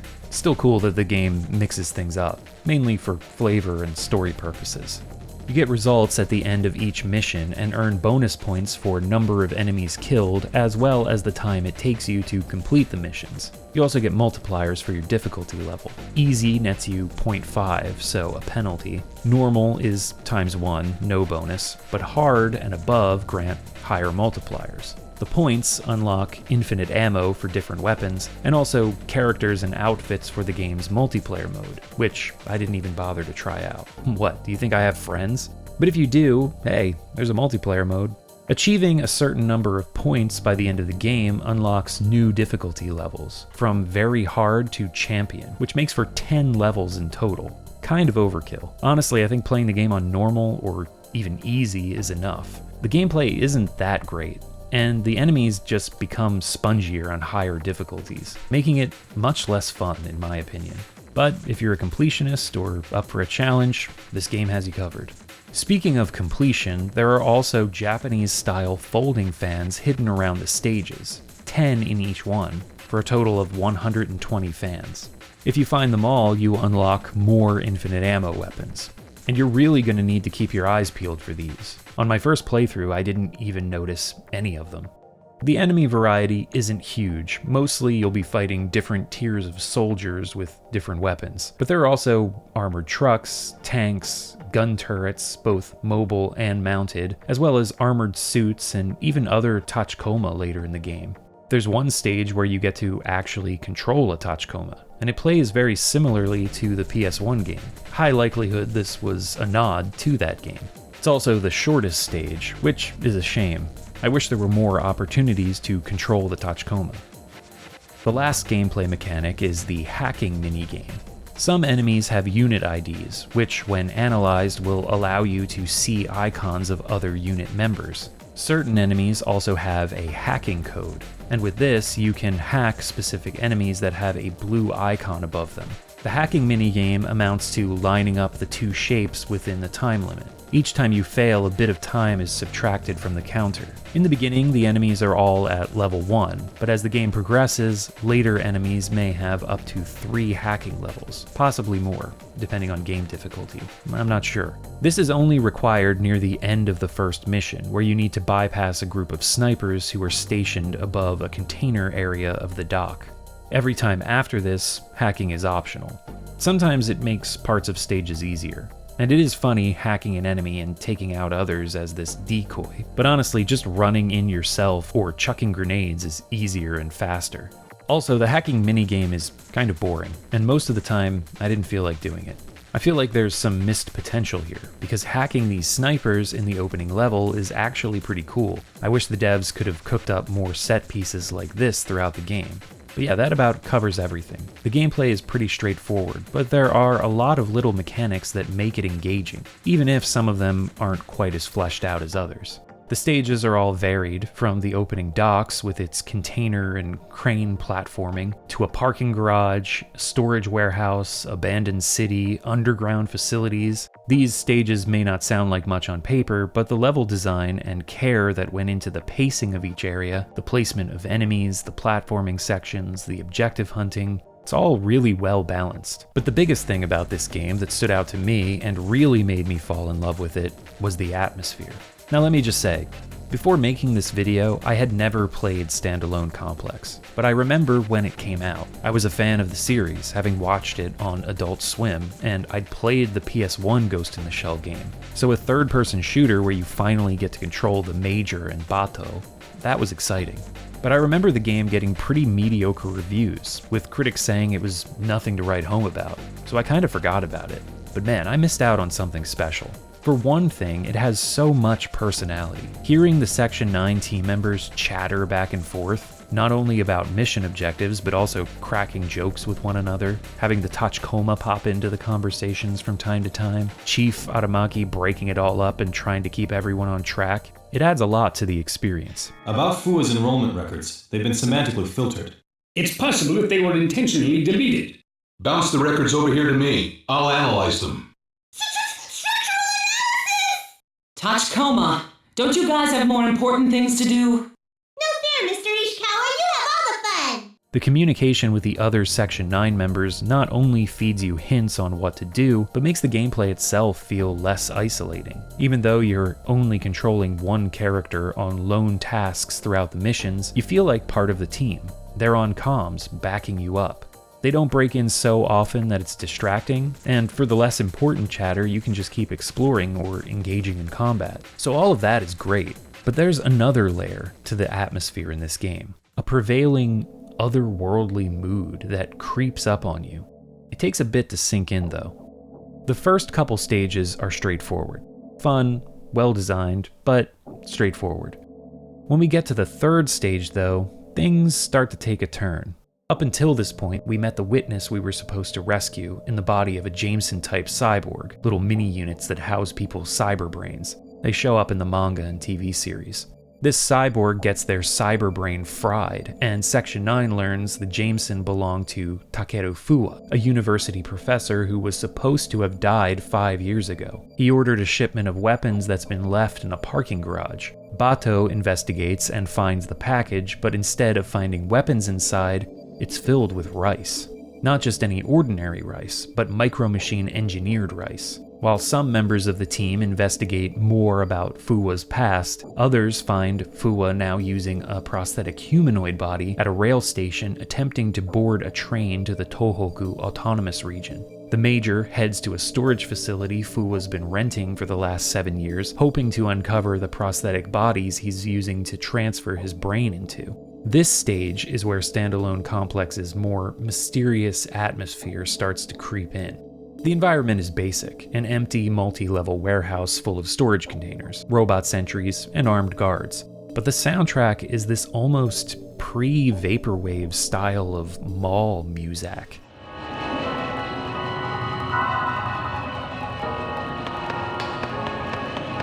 It gives off a really weird vibe. And the relative emptiness of the stage adds to this liminal quality. The soundtrack overall is really good. It was composed not by Yoko Kanno, but Nobuyushi Sano, who's probably best known for contributing to the Tekken and Ridge Racer soundtracks. His work here isn't as diverse as Kanno's TV soundtrack, but it doesn't have to be. And as I've just described, it creates its own vibe. We'll look more closely at some other tracks later on as well.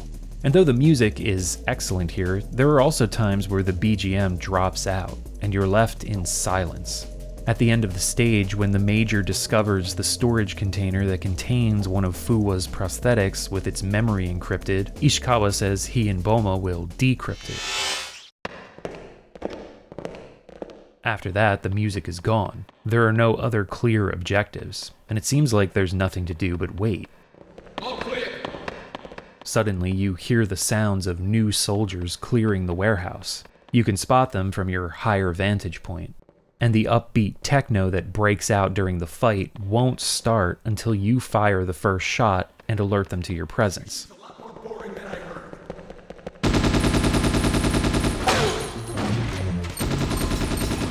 I love that kind of adaptive soundtrack in games. After escaping the warehouse, Bato and the Major follow Fuwa's trail to the Tohoku Autonomous Region.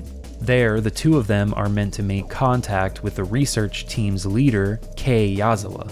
Toshimi Tagami, the region's director, will shortly be boarding a monorail into that region, so they're to track her using optic camouflage to sneak into the area. There are a lot of names being thrown out here, and what makes this story difficult to follow is the fact that we're not really introduced to any of these other characters. Much like in the first Ghost in the Shell game, their names are just thrown around. We don't get any scenes or screen time with them like we probably would if this were an episode of the TV series. Luckily, there is a handy world guide in the menus that can help you keep track of key terms, as well as character and location names. Some of these entries are incredibly detailed and provide a lot more background information than what's delivered in the dialogue of the game. These logs even keep track of those dialogues and conversations. There are even some extra bits of info and communications that play or are triggered throughout the levels that can be missed if you don't interact with certain objects or explore specific areas of the stage. There's a lot to uncover here. While entering the Tohoku Autonomous Region, Bato explains the entire place is covered by a jamming barrier, so their cybercoms will be unusable. However, while on the train... Right. Bato, what happened? Mr. Bato,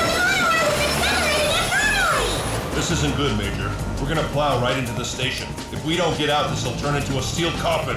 I know that. The motor control program is being rewritten from the outside. You mean they know what we're gonna do?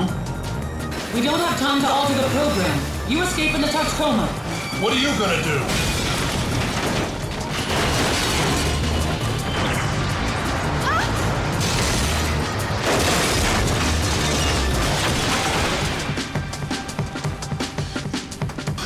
Major! Crap. I guess we're inside the jamming barrier zone. Now, the Major and Bato are cut off from one another, and the Major's cybercoms are blocked. She can still receive audio from the rest of the team, though. It creates a strange atmosphere in this fourth stage, and is really where that otherworldly mood I mentioned earlier enters the game.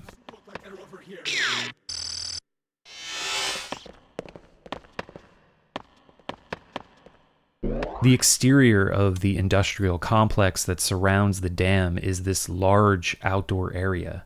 Wide open, blue skies, bleached buildings, brightly lit. Everything feels so artificial. The soundtrack is minimalist, atmospheric.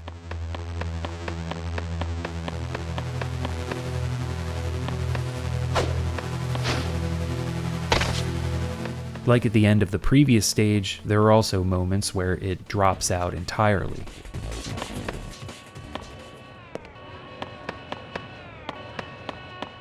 The Major only being able to hear the conversations between the other Section 9 team members, but not able to participate in them, lends to this airy, isolated, empty feeling.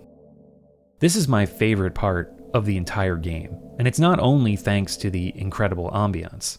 It's also another varied and well-paced stage, alternating between bursts of action, engaging with thoughtfully placed enemies, and quiet exploration that allows you to luxuriate in the vibes. Also, a few platforming puzzles where you need to figure out how to utilize wall jumps and ledge grabs to traverse and make progress. And not a speck of yellow paint to be found, meaning you have to actually study your surroundings. And the devs had to actually design the environments and use visual cues to guide the player. And yeah, sometimes you might get stuck for a minute or two, or fall down and have to try again when a path you thought may lead forward doesn't. But my god, imagine actually playing a video game. I'm going really hard on that bit, but yeah, I just thought this was great. And it felt good to figure these parts out. They're not super complicated, but they give you a sense of accomplishment after you find the right way forward. There's a correct path, but it wasn't handed to you on a spray-painted or paint-splattered platter, and I just appreciate that. While the Major is making her way through this area, Bato investigates the dam, looking for a way to turn off the jamming device in the area. This is another atmospheric stage. Not quite as much as the last one, but still really cool. It ends with a fight against a Jigabachi helicopter atop the dam. As it crashes into the waters below, we find out the water was just a hologram, which is a neat moment. After shutting down the jamming barrier with Bato, we switch back to the Major exploring the office block. In this stage, we're introduced to the thermo-optic camo pickup, which are conveniently placed in some areas with snipers that you'll need to run through. Shotgunning these enemies while invisible is incredibly satisfying. The office blocks are another excellently paced stage where you start on the higher up plazas and eventually make your way down to the street level. It has a great flow. At the end, the Major makes contact with Eiichi Goto, one of the head researchers at the facility. His signal is coming from a control room in the training grounds. So we switch over to Bato for the next stage, which takes us through those training grounds and connecting areas between them. It's another fun and interesting level. Very linear and straightforward overall, but the pathway through the training area, plus all of the opportunities for cover, the thought that went into enemy placement, it's all really good. Near the end, we have to face off against an armored suit, but you can pick up a missile launcher in the beginning of the stage that's perfect for dealing with it. Bato finds Goto dead once he reaches the control room, and on the security footage, the person who shot him looks suspiciously familiar. Huh? No way. Surely, in a world of cyberization, prosthetic bodies, and cloning technology, Bato wouldn't be fooled into thinking this was actually the Major, right? In the next mission, we get to pilot a Tachikoma, facing off against other Tachikoma-like tanks. This is that homage to the PS1 game I was talking about earlier. It's a very short stage. The objective is to take out the 3 other tanks and reach the elevator on the other side of this large open area. Some human soldiers carrying grenade and missile launchers can make life more difficult, but overall it's not too bad, and it's a nice change of pace from the rest of the game.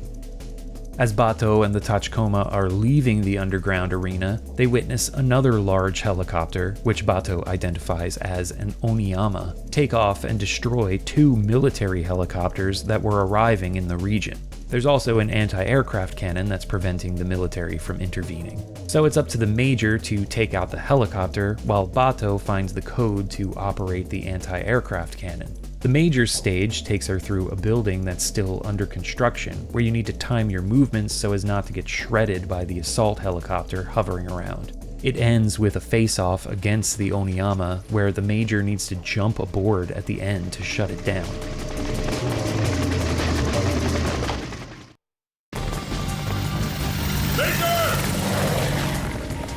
Not yet. I'm not done extracting the information. Hurry up! Level 5 barrier breach. Download.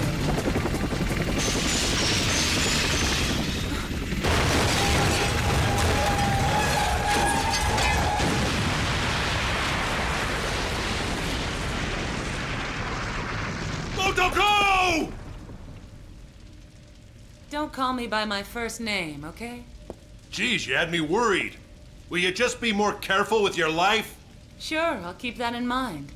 Because the worst is yet to come. In the next mission briefing, we learn the nanomachine Rice being shipped out of the autonomous region includes a virus that causes cell death in anyone who eats it. Though, at this point in the story, Section 9 isn't sure if this is just a bluff on the part of the Tohoku Autonomous Region. Meanwhile, now that the anti-aircraft defenses are down, the military wants to launch an airstrike against the area. Section 9's objective is to find Kei Yazawa and Toshimi Tagami and get to the bottom of this. The Major heads into the mines in search of Yazawa and Tagami. taking these elevators filled with enemies further and further underground. Once she gets to the bottom, she finds herself once again cut off from the rest of the team, since there's no cybercom reception so far underground. Meanwhile, Bato heads into the factory housing all of the autonomous region's military hardware. This stage is a bit confusing at first. There are laser traps set up, and Ishikawa informs us to move cautiously, so I thought I needed to press R1 to dodge through them or something. But no. You need to trip them all to alert the security bots, because some of them are holding keys needed to access further areas of the stage. Bit of ludonarrative dissonance here, to pull a fancy gaming criticism phrase out of my ass. Deep within the facility, Bato finds several prosthetic bodies, along with Kei Yazawa's dead body, cryogenically frozen. The Major steps in and, come on Bato, the chief said earlier that she made it down to the bottom of the mine. How could she be up here? Don't tell me she... Son of a bitch! You're mad because the enemy is using another Kusanagi prosthetic, not because you think that's actually the Major. Come on. At the bottom of the mine shaft, the Major enters a large entrance to find a rice field?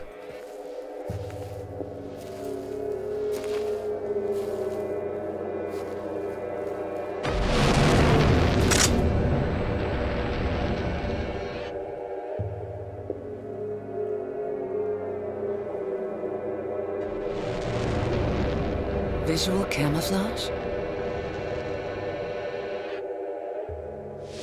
No, it's not camouflage. This is where the tainted rice was created.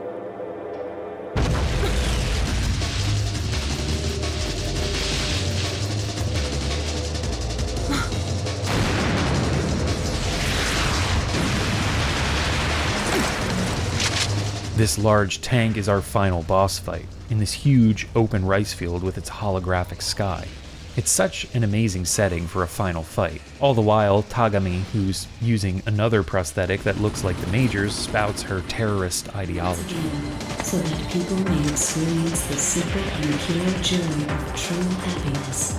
In order for all poverty and suffering to be forever eradicated from the face of the earth, I intend to boldly set out a road that leads to nowhere. Okay, I'm kind of busy right now. Can you shut the hell up? The tank has thermo-optic camo that needs to be shut down before we can really do any damage. Several groups of soldiers will spawn at different points throughout the arena, and one of them is holding a keycard that needs to be used to access one of 4 terminals, also scattered around the arena.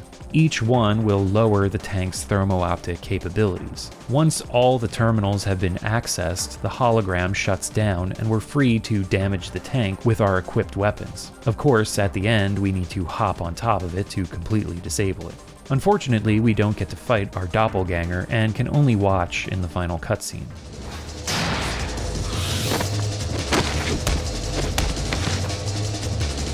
If only you people hadn't shown up. If you hadn't gotten involved, everything would have gone according to plan and worked out perfectly.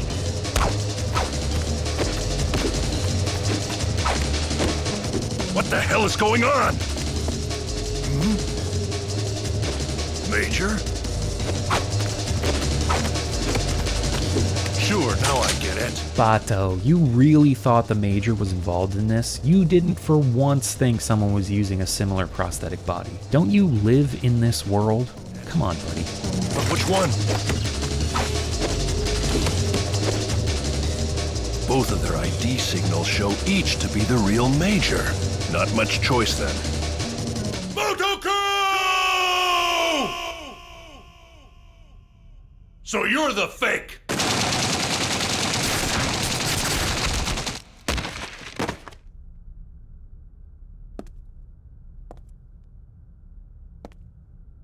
You're late.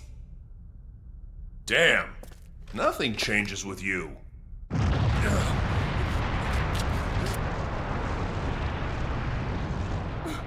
So, Tagami triggered the self-destruct sequence, and it looks like Bato and the Major are trapped. But the Tachikoma arrive to save the day. Mr. Bato! What kept you? Let's save the sentimental reunion for later, okay? Yeah, comic antics can come much later. Huh? We're out of here.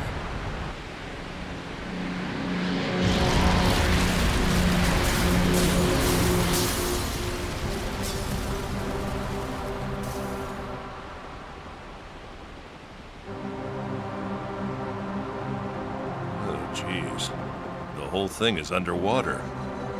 Looks that way. Simultaneous multiple leaks of the Riku micro machine configuration have been confirmed. Thanks to that, the rights to the rice that the Japanese government had a monopoly on are now effectively license-free.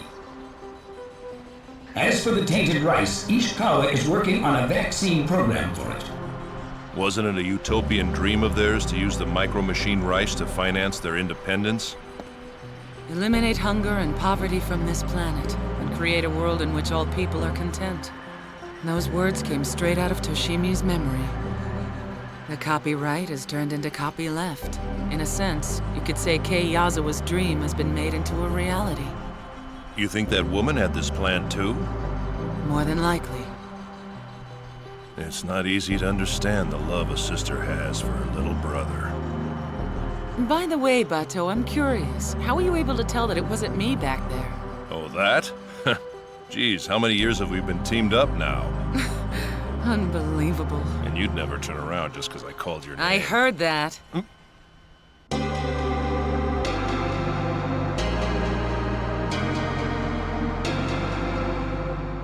Standalone Complex on PS2 is a fantastic game. Going into it, my expectations were unfortunately colored by the reviews I had read when I was younger. Just goes to show, you should really experience as much as you can yourself instead of relying on other people's opinions, he says as he spoils an entire franchise worth of material. The gameplay is fun, the stages are varied, the level design is well paced, and the story lives up to the interesting and thought-provoking standards of Ghost in the Shell. Despite a few muddled bits due to how the story is told, with many characters only being described to us instead of actually seen, as well as a huge amount of details being buried within the world log section, it still manages to pull off a great narrative. And it's a relatively short game. I played through it 3 times for this video, and I can still see myself booting it up again at some point in the future, just for fun. I don't think it's a masterpiece or anything, it's not even in my top 20 of the PS2 library, but it's fun, solid. I liked it. Before we move on to the other major standalone Complex game on the PlayStation Portable, we have another season of the TV series to talk about.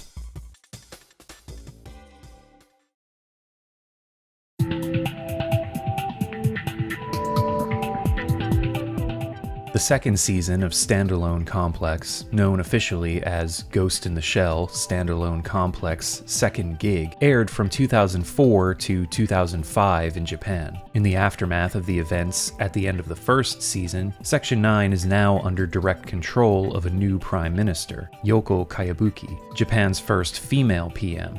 A new terrorist group known as the Individual 11 has appeared in Newport City. At first, they seem to be a decentralized group with no specific leader, but eventually connections between attacks become clear and the group is shown to have some level of hierarchy and structure. Their goal is the integration of refugees displaced during the 2 previous world wars into Japanese society by rallying public support against the government, who they view as being too tethered to foreign influence. The group is tied to the May 15th incident, a real-life event where a group of naval officers assassinated the Japanese Prime Minister on that date in 1932. After the assassination, military rule was imposed on Japan, and the perpetrators gained a huge amount of public sympathy. These events bolstered Japan's already more militant and expansionist foreign policies they were flexing throughout the 1920s, and would lead the nation directly into World War II by the end of the 30s.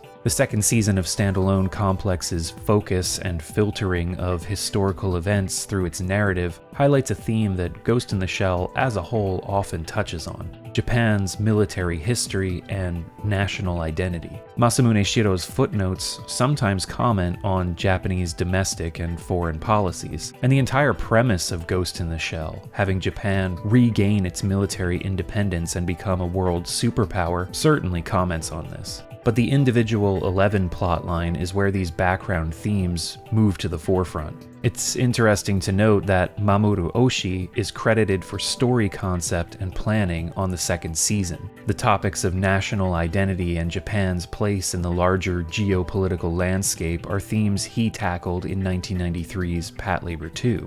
And it's clear there were still some unresolved elements of that film that Oshii wanted to continue to examine. In Ghost in the Shell second season, the decentralized individual 11 eventually gain a sole leader, Hideo Kuze, who rises to power after he fails to commit suicide with the other individual 11 leaders atop the Kyushu radio tower. The character of Kuze is very similar to that of Yukihito Tsuge from Patlabor 2, a former Japan Ground Self-Defense Force lieutenant colonel, after his squad was wiped out during a UN peacekeeping mission in Southeast Asia because his unit was forbidden from returning fire on attacking guerrilla combatants. He began to see the naivety of the Japanese government's pacifist policies. Patlabor 2's thesis statement can be summed up as follows. In a world defined by war, Japan's peaceful society is only an illusion. A dream built on the backs of the many conflicts and proxy wars fought in less prosperous countries around the globe.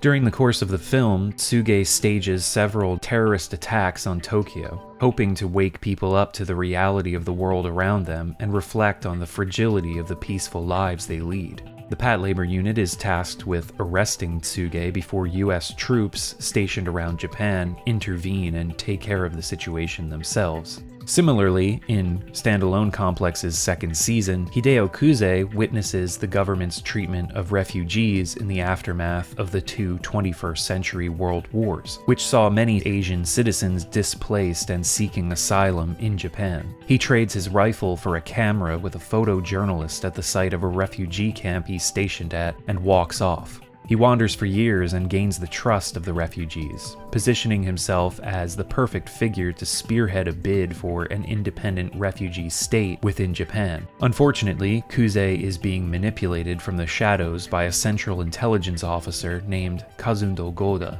Goda reveals himself to be the true villain of the second season, and like Kuze, he also has an analog in Patlabor 2. In that film, Shigeki Arakawa is an intelligence officer who helps orchestrate Tsuge's terrorist attacks on Tokyo, but defects from the former soldier's plot when Tsuge wishes to turn the situation into an all-out war. The designs for these characters are also strikingly similar. So I think on some level, Oshii was really trying to nail home that this season's storyline is a continuation of themes he was tackling in Patlabor 2. Golda uses Kuze's crusade for the rights of refugees to manipulate and shift the power dynamics in the Japanese government, colluding with Chief Cabinet Secretary Takakura to have the current prime minister removed from office in a bid for power. At first, Golda pretends to cooperate with Section 9, but is shown to exacerbate tensions between the refugees and the government. He implanted a cyberbrain virus into a digital essay titled Individual 11 that, when read alongside 10 other essays from the same author, would activate, causing those who read it to commit acts of terrorism in the name of the Individual 11. The catch is, the people who read all 11 parts would need to be virgins in order for the virus to take hold. So just a bunch of red-pilled incels, basically. Interesting to note, although Kuze believes in the Individual 11's ideology, the virus does not activate in his cyberbrain. This season isn't solely focused on the members of the Individual 11 and high-level political chess moves, though. It's just that the central story arc is more woven throughout the season this time around. The first season was clearly split between self-contained, standalone episodes and Laughing Man-focused, complex episodes. In the second season, the episodes are separated into 3 categories: individual, divisual, and dual. Individual episodes deal with the Individual 11 terrorists. Divisual episodes function as standalone stories, but they often contain threads that link to the overall plot instead of being truly self-contained. Dual episodes deal with Golda and the Central Intelligence's manipulation of information. There are still some fun standalone episodes, like one where the Major poses as a thief inspired by the 80s anime Cat's Eye. We get to delve into Paz and Saito's backstories. and a really atmospheric episode where the Major and Bato are part of a surveillance team stationed in Berlin during winter, tracking a terrorist known as Angel's Feathers. The Tachikoma return as well, having been reinstated by the Major, although they discover their AI are no longer housed inside each unit. Their heads are literally empty, and it's revealed the Major has placed their central AI in a payload on an American satellite. There's also an episode that hints Kuze and the Major may have known each other in the past, and I like how this eventually plays out at the end of the season. So there's still a lot of variety, but overall the writers paint with a more cohesive palette. Most of the refugees are concentrated on Dejima Island, an artificial landmass off the coast of Mihama Prefecture, and toward the end of the season, this is where most of the action takes place. After Kuze emerges as the sole leader of the individual 11, he links his cyberbrain with the refugees, allowing them to more deeply connect with his ideology. This is how he's able to gain such widespread support so quickly. He makes a deal to buy plutonium from some Russians to use as a bargaining chip to claim Dejima as an independent state. He's able to put together the funds for such a transaction by using a program that culls the decimal point values from Japanese citizens' bank accounts. Unlike the dollar and currencies in other parts of the world, the value of 1 yen is so small, the decimals are left off bank statements and other monetary documents, but the fractions still exist within the banking system. Over years, and by accessing millions of accounts, Kuze has managed to collect hundreds of millions of yen to fund his revolution. Section 9 attempts to capture Kuze during the plutonium deal, but he escapes by boat, and when they go to follow using their tilt rotor, a suicide bomber destroys the aircraft, injuring Ishikawa in the process. As mentioned though, Golda is pulling Kuze's strings, using the refugee situation as a means to insert himself into greater positions of power. When Kuze inspects the case he's received, he finds no plutonium inside. Golda has set it up to make it look like the refugees are harboring nuclear materials, justifying military action against Dejima Island. The plutonium is actually inside a bomb that's been planted at a radio tower. The military assumes it was the refugees who planted it. They were probably encouraged in their assumptions by Golda. But when Bulma and Paz investigate it, they find the construction to be completely different from those used in the past by the refugee terrorists. Not only does the bomb contain plutonium, its housing and mechanisms are American-made. The Major and Saito commandeer a military truck and disguise themselves as soldiers to take the plutonium off-site. Meanwhile, Bato, using evidence gathered by the Major, exploits Goda's prideful nature and gets him to admit things only the mastermind behind the entire affair would have knowledge of. As the cabinet seems poised to approve a military blockade of Dejima, which will only exacerbate current tensions, Aramaki suggests the Prime Minister request a UN nuclear inspection of the island. She tells Chief Cabinet Secretary Takakura of her request, which smokes him out as one of Goda's co-conspirators, so he starts putting pieces into place to have PM Kayabuki removed from office. It'll take UN inspectors 48 hours to arrive in Japan, so Takakura persuades the rest of the cabinet to mobilize ground, air, and maritime defense forces to surround the refugees. With a jamming signal put into place around the island, Section 9 is cut off from their chief. The Major makes the call to take the plutonium they're carrying into Dejima, instead of delivering it to a lab facility as originally planned. She hopes that by doing so, they'll be able to directly deliver the plutonium to the UN inspectors and simultaneously capture Kuze. On Dejima, the jamming signal cuts off the refugees from Kuze's cyberbrain, which increases their unrest. At one of the barricades, a refugee opens fire on the gathering military ground force, resulting in the initiation of attacks and airstrikes against the island. Back in the capital, PM Kayabuki, Aramaki, Togusa, and Proto, one of Section 9's bioroids, are taken into custody, but Aramaki was anticipating such a move. The 3 Section 9 members manage to break free of their captors and mount a rescue mission for the Prime Minister. The rest of the team commandeer a military helicopter to enter Dejima, but are shot down. They survive the crash, and the Major goes off to capture Kuze, while the rest of the team attempt to deliver the plutonium to the UN. Around the same time, Kuze uses his supply of Stinger missiles to shoot down the aircraft responsible for the jamming signal and reconnects with the other refugees. He learns the scope of the military blockade and finds out that radiation scrubbers have been scattered into the surrounding airspace. This is the same micro-machine technology that was referred to as the Japanese miracle that rid the atmosphere of radiation after nuclear strikes on Japan's main island during the World Wars. Nowadays, they're deployed preemptively to contain nuclear fallout. That's when the Tachikoma, currently working in cyberspace to information gather, discover an American Empire nuclear submarine off the coast of Okinawa, armed with 2 warheads. They're able to hack the sub's database, but are unable to take over control of the system. Still, they ascertain the plan for a nuclear strike where the missiles will be launched through the stratosphere, breaking any way of tracing the nukes back to the Americans. The Major catches up with Kuze, but they're both buried under rubble during an airstrike.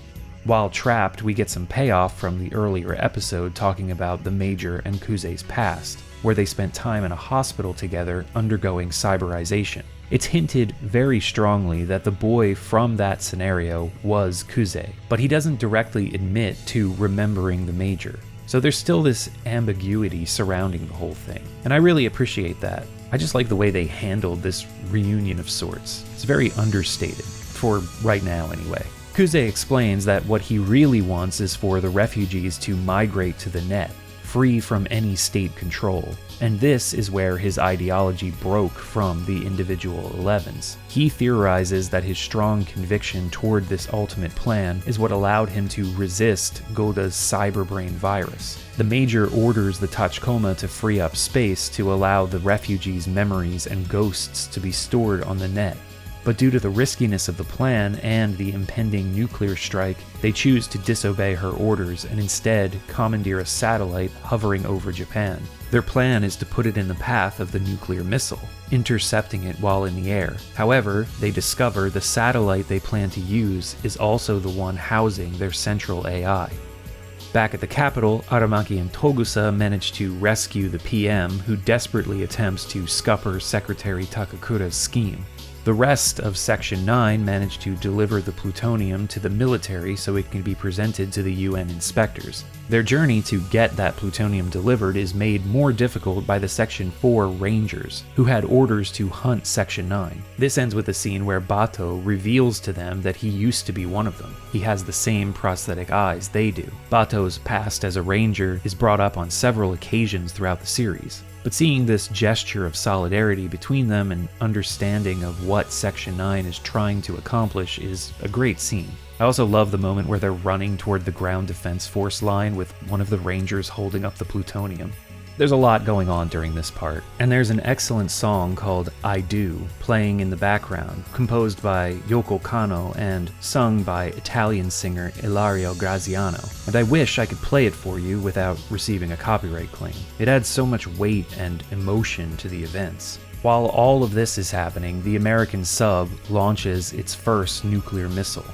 The Tachikoma proceed with their plan and drop their satellite, all the while singing about how they're all alive and that's why they're laughing. They once again sacrifice themselves to prevent a catastrophe. How many times are these little guys gonna make me cry? Bato literally has a cross to bear, and the Major almost tastes the forbidden fruit. This is where her scene with Kuze gets a bit heavy-handed as far as imagery goes, just a bit over the top, but yeah, Bato rescues the Major and Kuze from the rubble, and the latter is placed under arrest. Aramaki and Togusa arrest Chief Cabinet Secretary Takakura. With the nuclear threat diverted, PM Kayabuki orders Air Self-Defense Force fighters to buzz the American sub, deterring them from launching their second missile, a display that reinforces her ideal of national sovereignty through individual independence. Sometime after the end of the Dejima Island incident, Section 9 goes to arrest Goda, who's planning to defect to America. When he refuses to surrender, the Major steps in. The over-the-top gore in this scene is shocking. The series has a lot of violence, but usually not so detailed. Puts a memorable cap on the whole saga of chasing down Goda, though. While that's going on, though, an American agent poisons Kuze to silence him, commenting that there's no place for charismatic leaders they can't control within this country. I feel like this moment shows that even though Kayabuki's more individualist ideals for Japan's place in the world has won, it still can't fully escape from the influence of other nations. That's just the way of the world. Much later on, Section 9 is shown relaxing underneath the blooming cherry blossoms with their new Uchikoma think tanks, who show less personality than the Tachikoma. This is actually one of the opening scenes of the original manga. Aramaki calls them into action, and while the rest of the team head to their mission, the Major goes off on her own, hinting at things to come in the next standalone complex installment. Second Gig is another masterpiece to add to the Ghost in the Shell compendium, but this season demands your attention even more than the first, with many subtle details and hints of the larger narrative strewn throughout its entire run. There's a lot of great setup in the early episodes that pays off beautifully near the end. I like the more integrated plot with its focus on the plight of the refugees, the secret machinations of the intelligence division, the more thorough look at Japan's place in this fictional geopolitical landscape.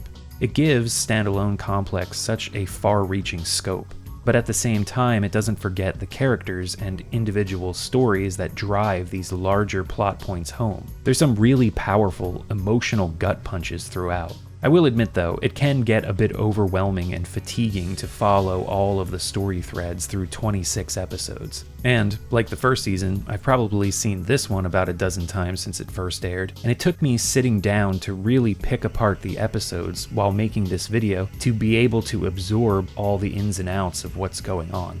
And there's definitely stuff I missed. But that's the great thing about Standalone Complex's 52 episodes. You can watch them over and over and still find some facet you overlooked before or some new angle to view these events.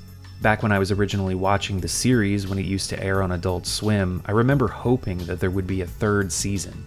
Third Gig. Where are they going to take these characters and this world from here? Unfortunately though, that never came to be. We got a manga series that's just a short run of books adapting some of the standalone episodes from the first season. Neat, but ultimately superfluous. I never understood the appeal of just directly turning TV episodes or movies into manga. It's like film or television novelizations. Really, what's the point? I'm sure people who enjoy those kinds of things will tell me exactly what the point is in the comments. But even though we never got a third gig, Standalone Complex's world would continue in a made-for-TV movie, Solid State Society. But before we get to that, we have another video game to discuss. Standalone Complex on PSP.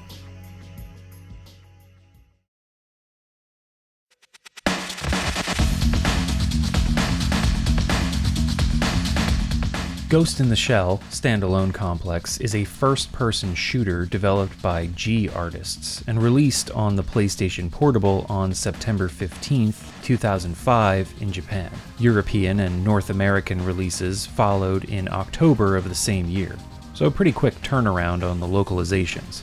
One of the first things you'll notice about this game is that it's titled exactly the same as the PS2 game that came out just a year earlier, leading many to believe that this game was just a handheld port of the console version.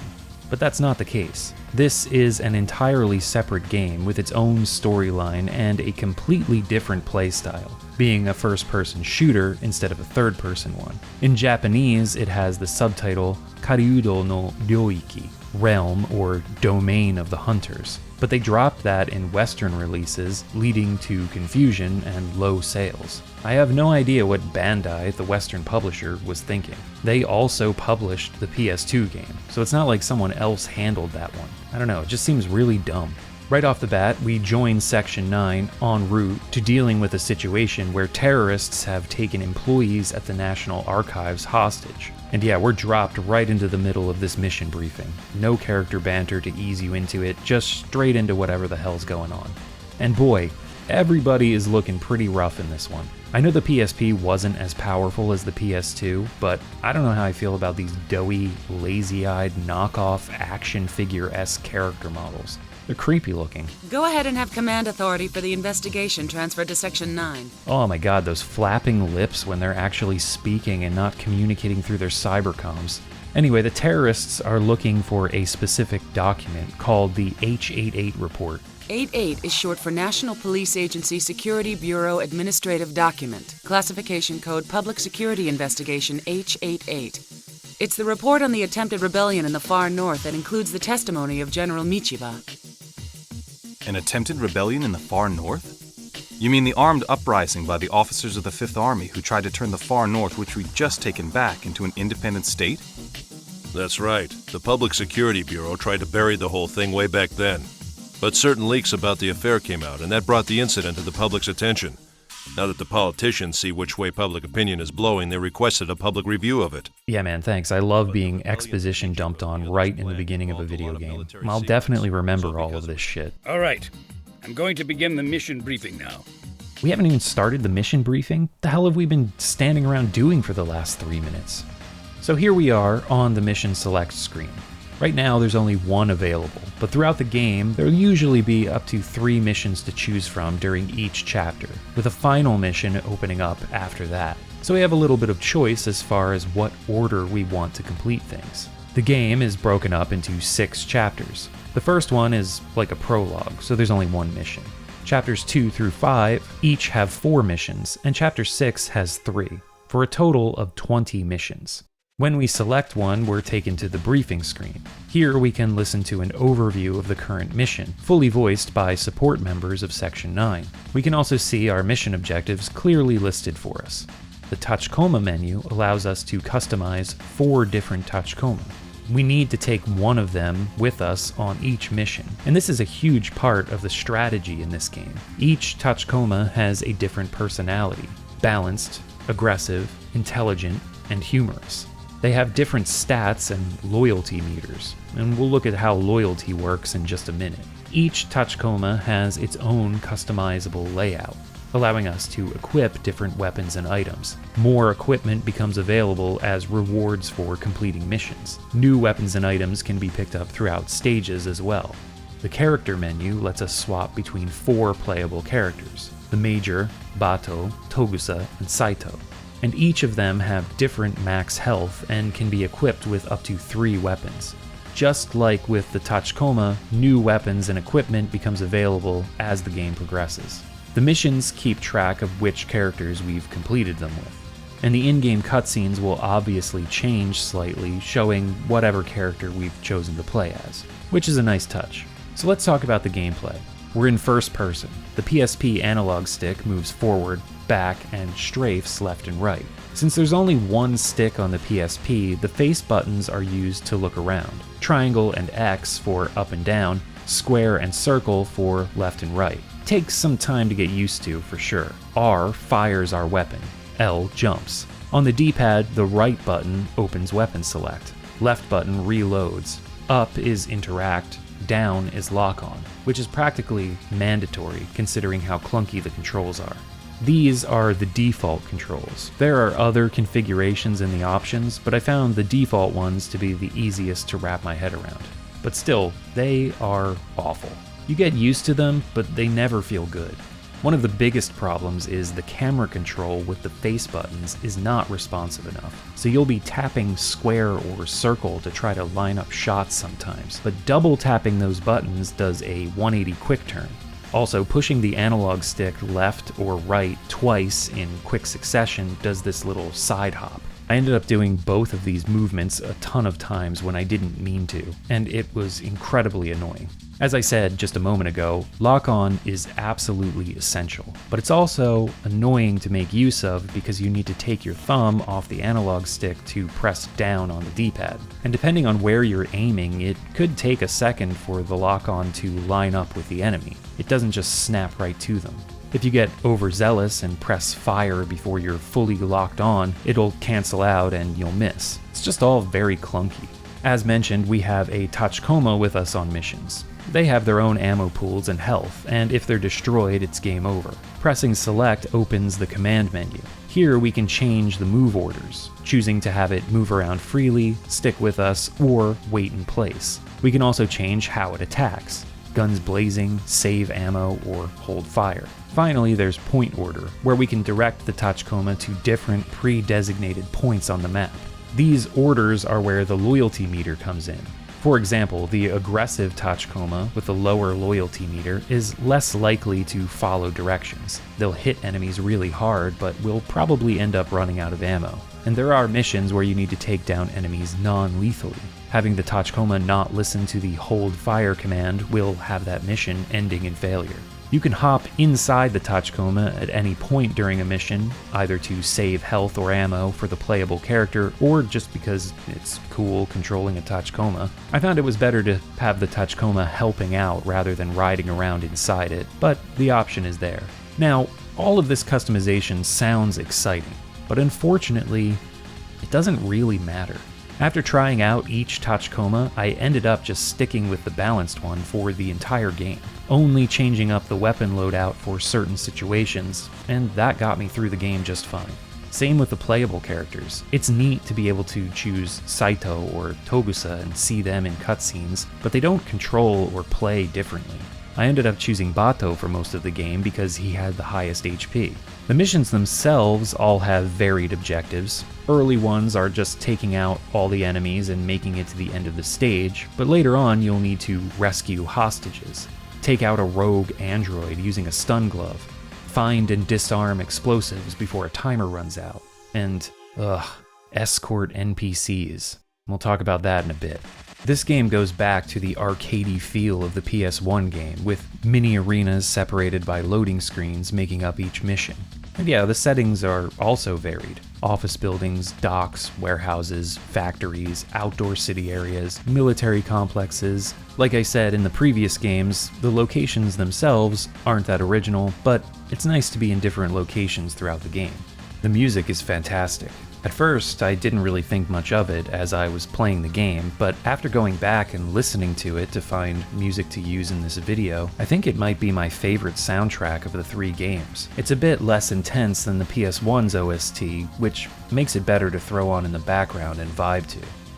And, yeah, I think that is the end of anything positive I have to say about this game. Normally, I try not to be overly negative in my videos. I do critique stuff and talk about things I don't like, but most of the time I choose games that I find interesting. Even if they're not good per se, they have something else to them that sparks my imagination and makes me want to talk about them. But the goal of this video is to make as complete a retrospective of Ghost in the Shell media as I can. So I'm forced to talk about Standalone Complex on PSP. Just a warning, because for this game, I'm about to bring out a side of myself I like to call Dungeon No Chill. Here we go. I can't sugarcoat it. This game sucks. I hated almost every moment from the second mission onward. First one, fine. The controls are really clunky and awkward, but it's alright. Once you start getting into these more objective-based missions though, it's just, So chapter 2, we've got a choice of 3 missions here. The first one I choose, we have to go through a dockyard to rescue a former mayor who's been kidnapped. The first area is fine. But then there's a cutscene where the chief says that you need to not alert any of the enemies to your presence. So I thought, great, a stealth mission. With these controls, this is going to be torture. And yes, attempting to play this part as a stealth mission is torture and doesn't work. If an enemy spots you, you only have a few seconds to take them out. Otherwise, they'll supposedly alert the ones holding the mayor and they'll kill him. Mission failed. So I tried this a few times and just kept getting game overs. After the 5th or 6th attempt, I decided to try a different mission. Another one has you going through a subway station looking for 4 explosives that need to be disarmed before the timer runs out. The area is not huge, but it's slow and boring to walk around. There are enemies to fight, but once they're all gone, it's just you and the Tachikoma in this empty station. You have 15 minutes, and the first time, it took me about 10 to find the 4 bombs. Bear in mind, I was already a little frustrated from my attempts at that other mission on the docks. So when I found the 4th bomb and proceeded to the upper level of the station, only to find out I had to find 4 more bombs in this area on the same timer, I immediately quit the mission. So then I tried the 3rd mission, the one where you need to stun the android running around this outdoor city arena.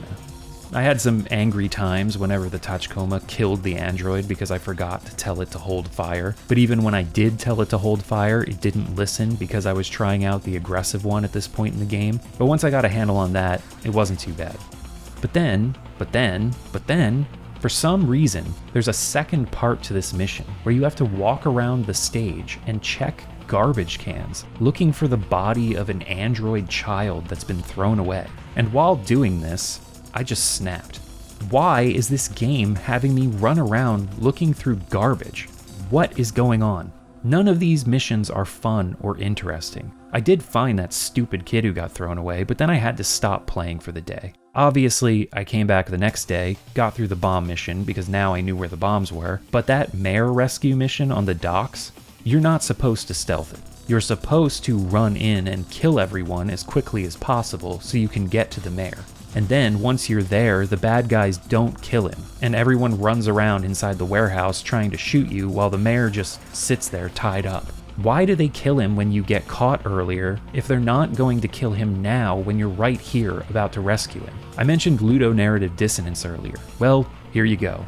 Why does the chief say, and I quote, "Act in complete secrecy," if you're supposed to murder house everyone as fast as possible? It doesn't make any sense. After we rescue the mayor, we pop him in the back of the Tachikoma and get out of here. So the ending of this mission is just backtracking while new enemies spawn in. Luckily, the mayor is hidden safely inside the Tachikoma. But as I said earlier, there are escort missions in this game, and they're all terrible. For some reason, you need to stay within like 5 feet of whoever you're escorting. And if you move outside of that range, the NPC will just stop walking. So you have to slowly make your way through the stage, and the way the spawn points for enemies are set up, you have to trigger them while the NPC is moving. You can't run ahead to clear out enemies beforehand. They won't spawn in. And I just kept thinking, why are we even escorting when we could just put the NPC in the back of the Tachikoma? We've already done that. The worst one is in Chapter 4, when you have to escort Aramaki through the train station, the same station where you disarmed all those bombs. I don't know why he's out in the field in the first place, and I can't believe how slowly he walks. Look at him. I swear to God, Aramaki, if you don't get your old, arthritic ass moving, I am going to fill this station with uppercuts. This is just unbelievable. There's another mission where you need to follow a Jameson model through a warehouse while other Jamesons attack you, and it is disgusting. They make you run back and forth through this factory with constantly respawning enemies, and every time you almost catch the target, there's a dopey little cutscene that plays like, "Oh gee, you missed it, there it goes." Fuck you, game. As the playthrough went on, my gameplay notes just devolved into me writing that every time a cutscene triggered, I hoped the mission was over. And when it wasn't and I had to do some other annoying objective, I just vented my frustration on my keyboard. It's funny reading these back. So yeah, if you couldn't tell, I had a bad time playing this game.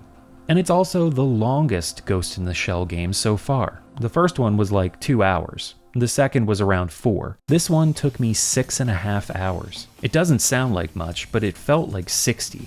But hey, it's Ghost in the Shell. The story's good, right? Spoilers, it isn't. One of the major criticisms I've seen lobbed at Ghost in the Shell, especially Standalone Complex, is the amount of dialogue and talking head sequences throughout the series. And yes, it is a very dialogue-heavy franchise. Even the manga has a lot of text. But in other iterations, paying attention to the dialogue usually pays off. It's just a matter of patience and taste for that style of storytelling. Standalone Complex on PSP goes way overboard though, indulging in exposition to the point of absurdity. Almost every single cutscene is just a bunch of characters standing around talking about the plot. It's mind-numbing. There's nothing visually interesting happening. I can say that's the saving grace in other adaptations. At least they put forth the effort to make some sort of visual montage. But here, it's just these lifeless dolls staring goggle-eyed at each other, flapping their lips and talking endlessly. The cutscenes are so long, minutes upon minutes of just talking. Our already established, well-loved members of Section 9 give off no personality,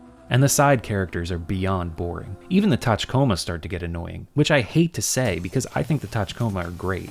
But anyway, Section 9 find themselves on assignment to the far north, We're talking former Aomori area of Japan's main island, to protect former cabinet member Hiruma, who's a real dickhead. The volume in the cutscenes is all over the place, too. I'll ask you once again, why did you close down the Tohoku Linear Railway? As I've said again and again, it was because there was a risk of a terrorist attack aimed at the former cabinet minister. What is it you think your people came all the way up here for, instead of the police or the military? What? Speak up. The mission to protect Hiruma leads them to a Yakuza group that's smuggling military-grade weapons. We have to chase down Chiri, the underboss of this gang, for a few missions throughout Chapter 3. This leads to a confrontation with a young female sniper, Sakari, and her black Tachikoma named Seta. The writers try to give Chiri some depth by having him spout a bunch of existential mumbo-jumbo. Again, it just feels really shallow, like we have to have a villain wax philosophical because that's what Ghost in the Shell does. When we actually face off against Chiri, it's the most awkward thing ever. The Tachikoma fights him, but we don't have direct control over it. We can only issue the normal movement and firing commands by pressing select, and the camera is facing the Tachikoma the entire time. I had to look up somebody else's playthrough on YouTube because I thought it was a glitch. But no, this is how it is.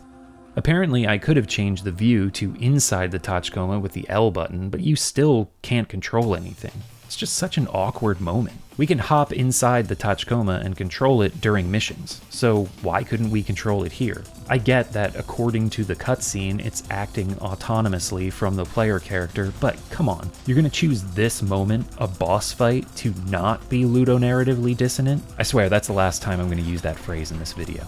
Anyway, for a lot of the rest of the game, we spend time tracking down weapons shipments and saving Hiruma from assassination attempts. It just kinda goes on like that for a while. We fight Sakari and Seto a couple times, which always ends in them running away before we can gain any new information.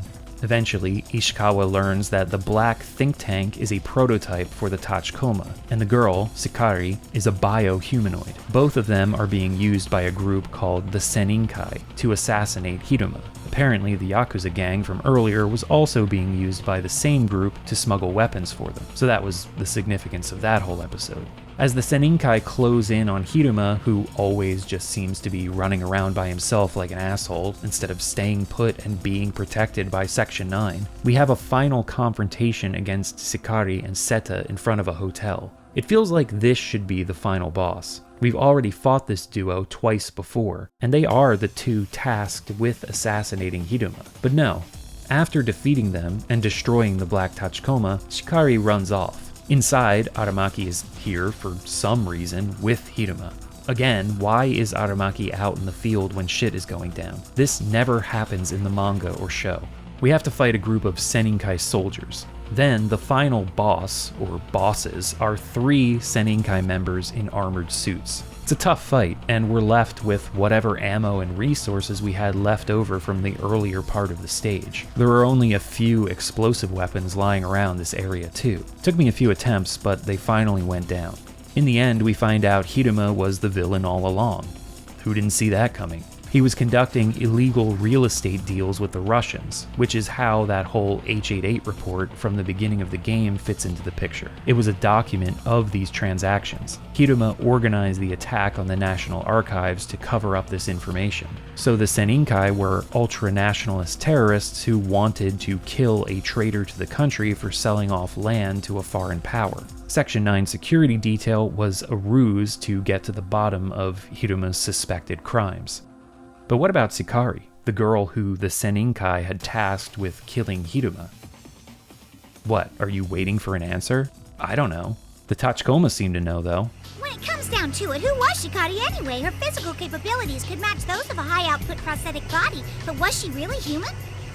It so happens that I know the answers to all those questions because Seta told me everything when I linked with him.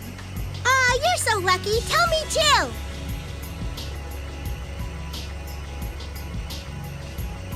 Ooh! So that's what it was all about. Boy, I'm sure glad that we're AIs, aren't you?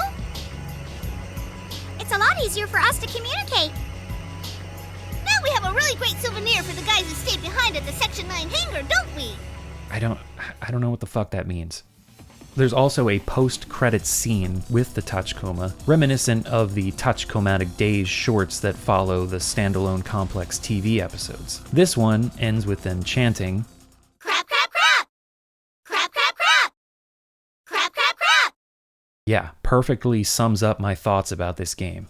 This is actually in reference to an earlier cutscene where they discuss a tradition in the far north where children weren't given real names until they developed their own personality. Until then, they were called piles of crap, according to the Tachikoma's research. Harsh. Anyway, this game is a pile of crap, and I never want to play it or talk about it again. There are people who seem to have enjoyed this, though, and if you're one of them, hey, more power to you, but I wanted to throw this thing in the goddamn trash. So let's move on to the next part of the standalone Complex continuity, the made-for-TV movie, Solid State Society, which is not a pile of crap.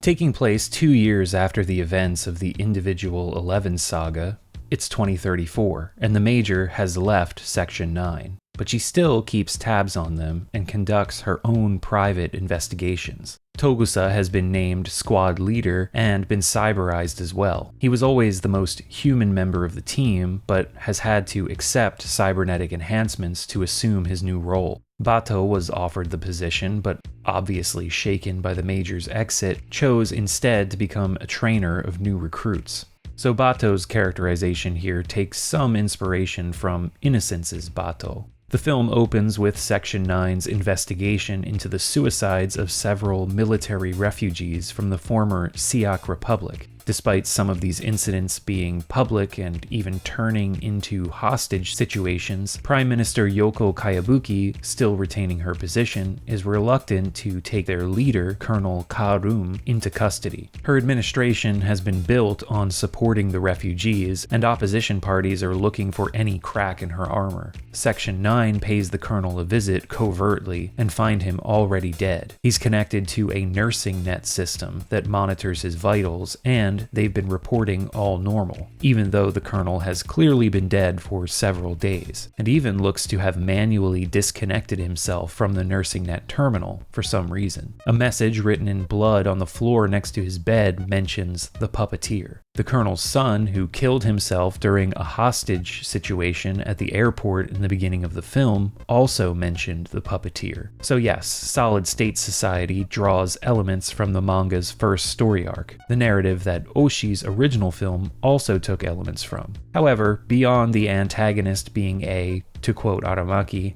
ultra wizard level hacker, and several other scenes lifted from the manga, especially toward the end of the film, Solid State Society does its own thing with its core storyline, taking those scenes and adapting them to its own agenda, tackling issues and topics that no other Ghost in the Shell adaptation has touched on before. And that's what makes Solid State Society such a solid addition to the franchise. Not only does it showcase standalone Complex's excellent production values and Kamiyama's knack for creating complicated, tightly paced narratives — he wrote the screenplay for this film — but it examines some real societal issues faced by modern Japan, such as their graying population, domestic abuse statistics, and the ultra-nationalistic tendencies of some of its ruling parties. Throughout the course of Section 9's investigation, the Major has her own plans, and she ends up crossing paths with Bato at a research hospital as she runs off with a case full of mysterious vials. She warns Bato to stay away from the Solid State. Hey, I think we're all staying away from the Solid State. Have you seen those prices? Parallel to this, Togusa and Ishikawa discover that Colonel Karum was planning to spread a micro-machine virus using kidnapped children as vectors. These children underwent cyberization surgeries and had the memories of their parents erased. When asked for their home addresses, they all give the addresses of senior citizens who are all members of what's referred to as the Noble Rot Senior Citizen Network. Not a flattering turn of phrase in English, but Noble Rot refers to beneficially fungus-infected wine grapes that, when picked in that state, can be used to produce botrytized wine, a category of dessert wine. So we're comparing senior citizens here to those fine ingredients. As Section 9 digs deeper, they discover over 20,000 children who've all undergone cyberization and been assigned to senior citizens, which at first seems like a data error. However, when attempting to verify the information, Section 9's network is hit by a cyber attack. Cutting the power, with an axe, is the only thing that stops the infiltration. Aramaki returns to HQ, lugging with him the container the Major had stolen from the research hospital. The vials turn out to contain samples of the micro-machine virus Colonel Karum was planning to spread. They were delivered to the Ministry of Health, Labor, and Welfare. All this time, Bato has had his suspicions that the Major may be involved in this. In fact, he believes she may be the puppeteer. Before he and Togusa can really wrap their heads around this, another crisis occurs. Proto, whom you'll remember from Second Gig, has been infected by a virus, causing him to kill several androids who were guarding the abducted children. They manage to subdue Proto and learn that all of the children have escaped, so they conduct infrared scans around the area in an attempt to locate them. Meanwhile, Aramaki receives information that another of Karum's men has entered the country, an elite sniper named Raj Puto. So Bato and Saito head out to intercept him. This sniper situation is actually one of the self-contained stories from Human Error Processor. However, in the manga, obviously the backstory is different, and the epic sniper battle takes place on a golf course. While that's all going on, Togusa tracks down one of the missing children who has gone back to the senior citizen he had been placed with. He finds the child in an unkempt apartment, and the old man, attached to the nursing net system, begs Togusa not to take the child away. He's the man's sole heir, and he'd rather give his life savings to him than let the government take it after he dies. He also reveals the little boy was a victim of abuse in his original home, and that this is the will of the solid state. He warns Togusa not to interfere unless he wants to end up as another suicide. The old man dies, and as Togusa hands over the boy to the local police, he notices the body being carted out by members of the Sacred Citizens Relief Center, and overhears them mention the old man should have a young boy living with him. They blame it on a database error, but Togusa realizes the child would have been taken into their care if he hadn't rescued him. Then we get this creepy scene of all the senior citizens in the area, some of them with children, giving Togusa the evil eye. As Togusa wonders just what solid state is all about, he receives a call from his wife, who's frantic because she can't find their daughter. Saito and Bato deal with a sniper who they learn was hired by a Diet member named Mune, but it turns out the man he was assigned to kill is Mune. He had no idea his employer and target were the same person and wonders if he's become a victim of the puppeteer. He reveals the puppeteer isn't a person, but an abduction infrastructure built within the solid state, which is actually the nursing net, and the government is aware of this entire operation. Togusa, who has rushed back home only to find out the call from his wife was a false alarm, their daughter was only playing with a friend next door and didn't tell her mom where she'd gone. Damn kid. So Togusa offers to drop her off at school on his way back to the office. Bato relays the info he learned from the sniper to him through cybercoms. It turns out the Siak Republic terrorists had planned to make use of the nursing net to implant their micro-machine virus in the children who were abducted, but ended up being hacked by the puppeteer and the solid state to protect their own interests. Just then, Togusa's daughter's cell phone begins to ring. How prescient that a film from 2006 would predict 6-year-old kids would be toting around phones in the future. The ID says mom, but when Togusa answers, his cyberbrain is hacked by the puppeteer, while Bato is on cybercoms with him. This leads to an intense sequence where, under the control of the puppeteer, Togusa drives his daughter to the cyberbrain surgical hospital, which is filled with senior citizens awaiting their very own abducted and newly cyberized child. While Bato rushes to Togusa's location, the puppeteer wants to show Togusa firsthand how they forced parents to consent to cyberizing their children. After that, the parents' memories of their children were erased, and the children's memories of their parents were wiped as well. Instead of handing her over to be cyberized and become part of the solid-state network, Togusa has enough control over his own faculties to choose death over losing his daughter. He holds his gun to his own head and tells her to close her eyes and run when she hears the bang, like the starting sound of a relay race. The sound happens just as Bato arrives on the scene, and Togusa's daughter runs as her father falls. But the Major, in optic camo, intervenes at the last second, sending Max and Musashi into Togusa's cyberbrain to wrest control away from the puppeteer. Max and Musashi's digital avatars look suspiciously like Tachikoma.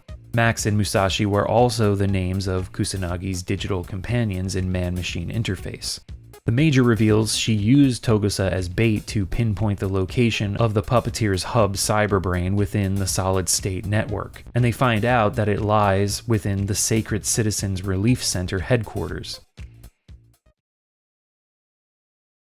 With the gang back together, the Major tells them everything she's learned during her own investigations into the puppeteer. Mune is a member of the Treaty Deliberation Board, an ultra-nationalist group that wants to create a ruling class comprised only of pure-blooded Japanese. He's also the head of the management team at Sacred Citizens Relief Center. She believes the puppeteer is one of the core members of that group. Their headquarters is heavily guarded, so the Major breaks out the newly rebuilt Tachikoma for the infiltration mission. Though their main AI was destroyed when they used their satellite to stop the nuclear attack during the Dejima crisis, the Major found their memories saved on the net. We can actually see one of the Tachikoma backing up their memory just before joining the rest of them before dropping their satellite in the last episode of Second Gig. The infiltration of the Sacred Citizens HQ is a great group of action set pieces.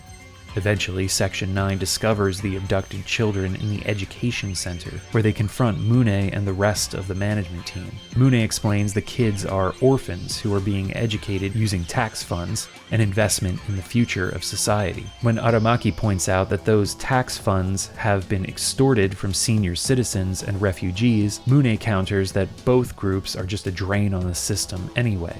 The violation of human rights and cyber ethics are a means to an end. When it's pointed out that the children aren't orphans but have been kidnapped, Mune is left astonished. He genuinely had no idea about the abduction system. The architect of the solid-state system steps forward, saying he was the one who input the abduction protocol. He then shoots himself. The Major dives into his cyberbrain in a scene straight out of the puppeteer's storyline of the manga, but also a visual nod to the way this scene plays out in the 1995 film. The puppeteer explains its motives. Despite a declining birth rate and graying population, 50,000 children under the age of 6 die every year, with 30% attributed to domestic violence. The solid-state system was put in place to rescue these endangered children and place them with senior citizens who would care for them and pass on their fortunes, instead of having their assets confiscated by the government after they died. In order to continue its plan without further interference, the puppeteer traps the Major in a logic maze, explaining that its consciousness has integrated with many others over the years, with the implication being that even though this plan has been foiled, other traces of itself in other individuals will rise up in the future and attempt to correct society. This is our standalone complex theory connection. Who was the original puppeteer? We'll never know, and it doesn't matter. The only important thing is the realization of the ideals. But yes, in the end, after this whole plot has been unraveled, the children will now be returned to their original families, even though they'll most likely be put right back into the environment of abuse that the Solid State attempted to save them from. Solid State Society offers one of the bleakest resolutions to Section 9's work, really illustrating the gray area they occupy between law and justice. Their hands are tied. They've upheld the law, but have they really done the right thing? The Major reawakens at Section 9 with her cyberbrain recovered. This whole scene with the Major and Bato at the pool with the holographic beach scenery is taken from the puppeteer storyline in the manga as well. And though it's left a bit ambiguous, it seems to hint that the Major will be rejoining Section 9, which is a good place to leave things. With all of these stories and entries that have the Major missing in action or off doing her own thing, it's kind of comforting to at least be able to imagine that things will return to normal at the end here. And that's Solid State Society. One thing this movie is so good at is misdirection. It's performing all of these storytelling sleight of hands to throw you off the main plot, and it's really good at it. Like, I don't think anyone would actually believe the Major would turn out to be the puppeteer. But the whole setup with the SEAC Republic terrorists could have been the plot of the entire movie. There's enough meat on them bones to tell another gripping tale of Section 9 taking down bad guys, while also commenting on refugee inequality and examining the ultra-nationalistic tendencies of certain parties in the government. Instead, that storyline is thwarted by what becomes the central focus of the film, the solid-state nursing net and their larger goal of saving abused children. By very dubious means, but still. There are also examples of other storytelling deception, the most prominent being the situation with Togusa's daughter. As we learn what solid state is and its connection to abducted children, when Togusa receives that call from his wife, I thought, oh boy, she's been kidnapped by this system and it's going to turn into a rescue mission. But then we find out it was a false alarm, and it's like, okay, where is this going? Then Togusa gets brain hacked, leading to the revelation that all of those kids' parents gave consent for their children to be cyberized after being put under the puppeteer's control. It also leads to the climax of the second act, with Togusa making the decision to shoot himself before being stopped by the Major. The movie is so good at pointing you in these different directions, then spinning you around to face something else. Just great plotting and pacing.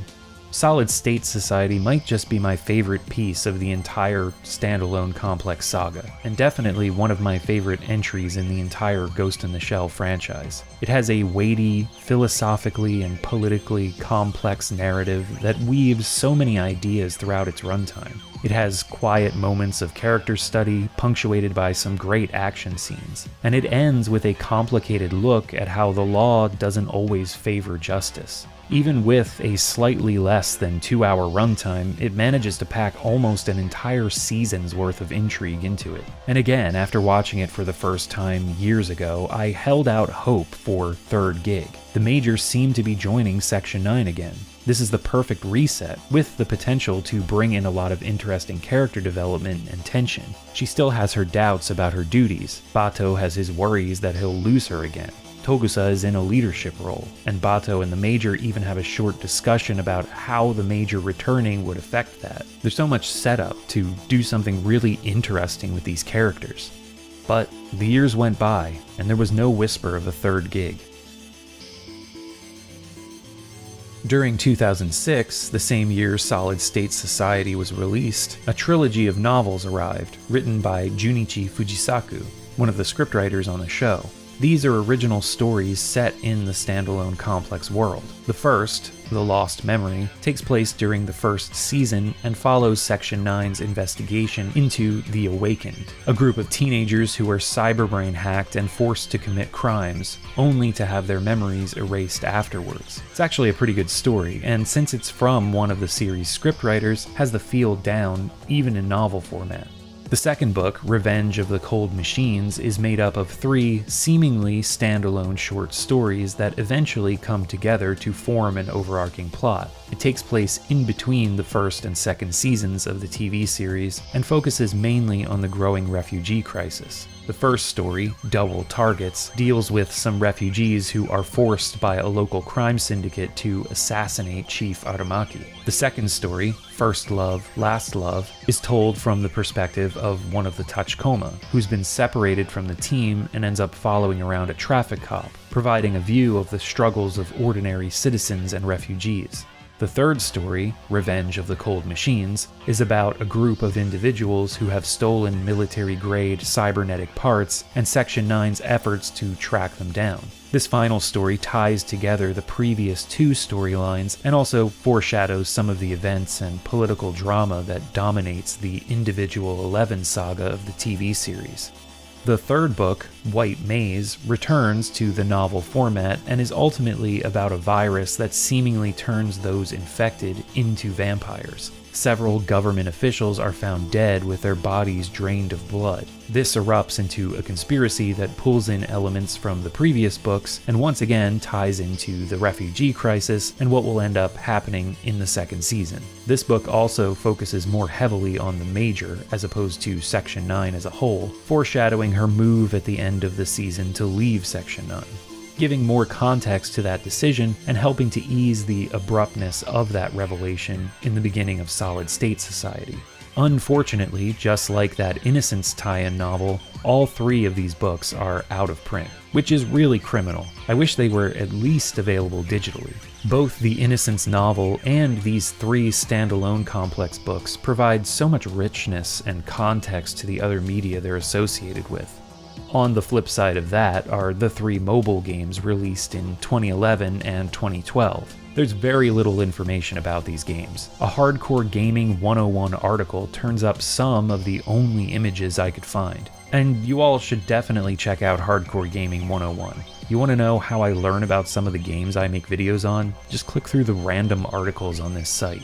Anyway, the first mobile game, standalone complex Cyber Mission, was developed by Gree. Outside of a commercial for the game which shows off some footage but doesn't have any sound on either YouTube or Nico Dolga, there's nothing else about this game. It's hard to tell what the gameplay was even supposed to be.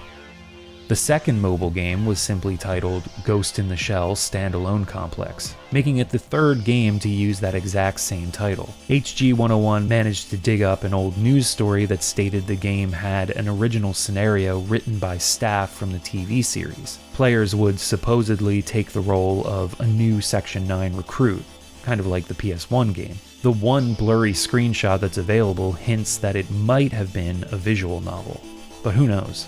Finally, there's standalone complex Tachikoma Wars, released in 2012. This looks to be some kind of mobile Pokemon knockoff where you train Tachikoma and use them in turn-based battles. But again, it's really hard to glean any details from the few screenshots that are available. Oh yeah, and of course there were a few pachinko games too, because what popular franchise doesn't have a pachinko parlor game? Continuing the topic of defunct and inaccessible games though, there's also 2017's Ghost in the Shell standalone complex First Assault Online, which was a free-to-play first-person shooter developed by Meeple and published by Nexon. It had a very short lifespan, entering early access in December 2015. The full release came about in July 2017, and less than 6 months later, in December 2017, the servers were shut down and the game was delisted. So what was First Assault Online? It was essentially a squad-based shooter featuring PvE and PvP modes. Players could customize their cyborg avatars and share skills with other players. There were thermo-optic camouflage and armored suit options, and even some mech to control. I never played this game, so the only footage I have is from the official trailers. According to critic and player reviews though, First Assault Online was painfully average. Aesthetically faithful to the standalone complex franchise, but ultimately a disappointment as a game. If you want more details about the actual gameplay, I'd suggest looking up some other videos from creators who actually had the chance to play it. Anything I say about it is just secondhand, but yeah, it appears the players and devs were unhappy with the finished product and it came and went very quickly. Another inaccessible casualty of the franchise to add to the numerous books, manga, and mobile games that are no longer available. Now, there are a couple more pieces of standalone complex we need to examine, but I decided to separate them into the late era Ghost in the Shell section of this video for reasons that will become clear later. Let's go back to 2013 though, because in that year, a new series began with a new look and a whole new continuity. It's time to find out what Ghost in the Shell Arise has in store for us.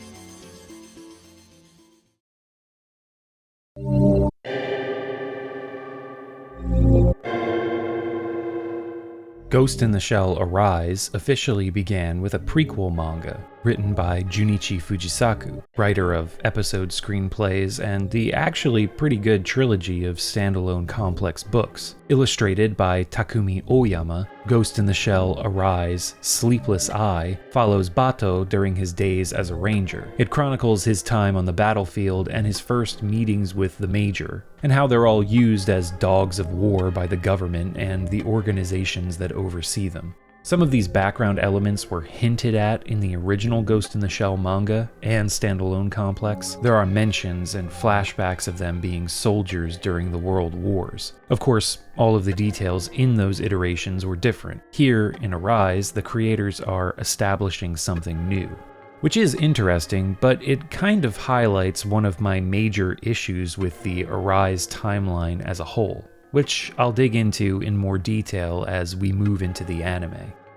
This OVA series consists of 5 roughly hour-long episodes, which chronicle the creation of Section 9, again rewriting the character origins franchise fans were already familiar with. The series was directed by Kazuchika Kise, who actually got his start in the anime industry working as an animator on the first Patlabor movie. There's another Oshi connection for a Ghost in the Shell series. Arise was his directorial debut. The series began with controversy thanks to the redesigned characters, especially the Major, who was given a younger, more childlike look. The creators have said this was meant to reflect the younger age of her character, but she has a prosthetic body.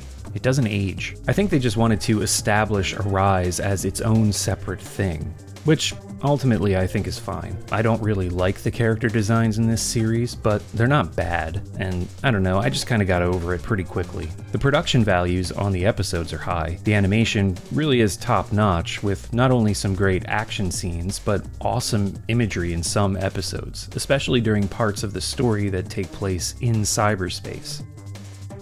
Arise begins with the Major working for the 501 organization, a shady government outfit that owns the rights to her body. The first episode has her being loaned out to Aramaki to investigate the mysterious death of an arms dealer.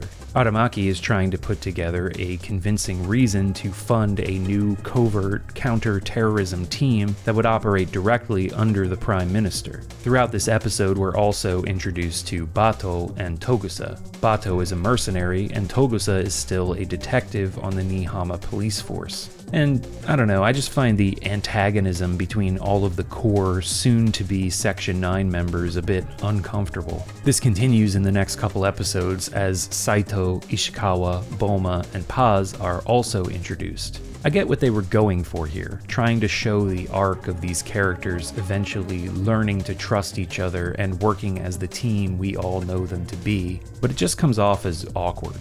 Even if you read the Sleepless Eye manga, which details more of the characters' rocky interactions, it still all just doesn't sit right.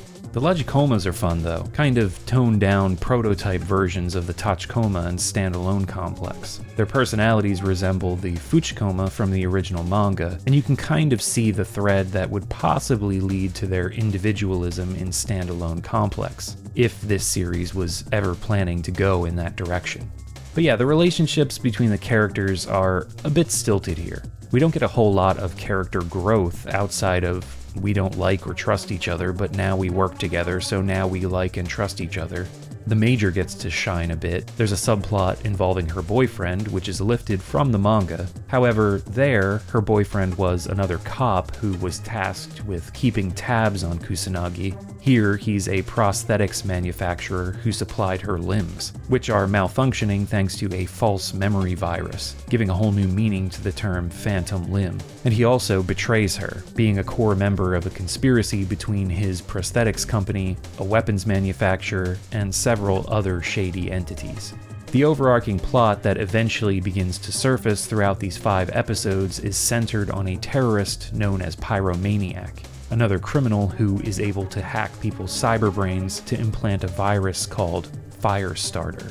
This all ends up being a plot devised by the 501 organization and their leader, Colonel Kurtz, Kusanagi's former superior, or owner, depending on how you want to look at it. The Major takes down the Pyromaniac in the final episode of the series, but there's an ominous ending scene where Kurtz hints that she's perfected the Firestarter virus. These 5 episodes were recut in 2015 into the 10-episode TV series Ghost in the Shell Arise Alternative Architecture, which just split each episode into 2, making 10 episodes. I've read that there's new footage, but after being split in 2, the TV episodes' runtimes end up being shorter than the original releases, so I don't know. I watched both for this video, but I gotta be honest, I didn't watch them all that closely enough to tell what was missing and what was added. Arise's storyline continues in the 2015 film, which is called Ghost in the Shell, the New Movie. I'm not kidding. Even in Japanese, it's just called Koukaku Kidotai Shingeki Joban. Really put a lot of effort into that title. And yeah, so the Prime Minister is assassinated, and Section 9 forms an alliance with his son to hunt down Kurtz and her 501 organization and put an end to the Firestarter virus once and for all. Again, production value-wise, there's nothing really to complain about. Lots of good action sequences, it's competently directed, and it ties up pretty much all of the loose ends from the series. But that's the thing. While overall the plot of Arise is not bad, it's just incredibly forgettable. Already it's on a shaky foundation because of the new character relationships, but the whole pyromaniac and firestarter virus plotline ends up being bland. There's no weight to any of these events. It's all self-contained, mainly focusing on the government and these shady organizations within it. Which, I mean, looking back at previous entries in the franchise, the same could be said if you're purely looking at the surface level of those plots. But what the original manga, the earlier movies, and standalone complex did was focus on how these events and themes affect society, people, and their beliefs. Or at the very least, how they affect the main characters, like in Innocence, which ends up being a more intimate story. That's the dichotomy that makes Ghost in the Shell what it is. On the one hand, it's all high technology, cyber warfare, prosthetic government agents, terrorists, viruses, shadowy political intrigue. That's the shell of the series. But underneath, there's the questions about the nature of humanity and the self,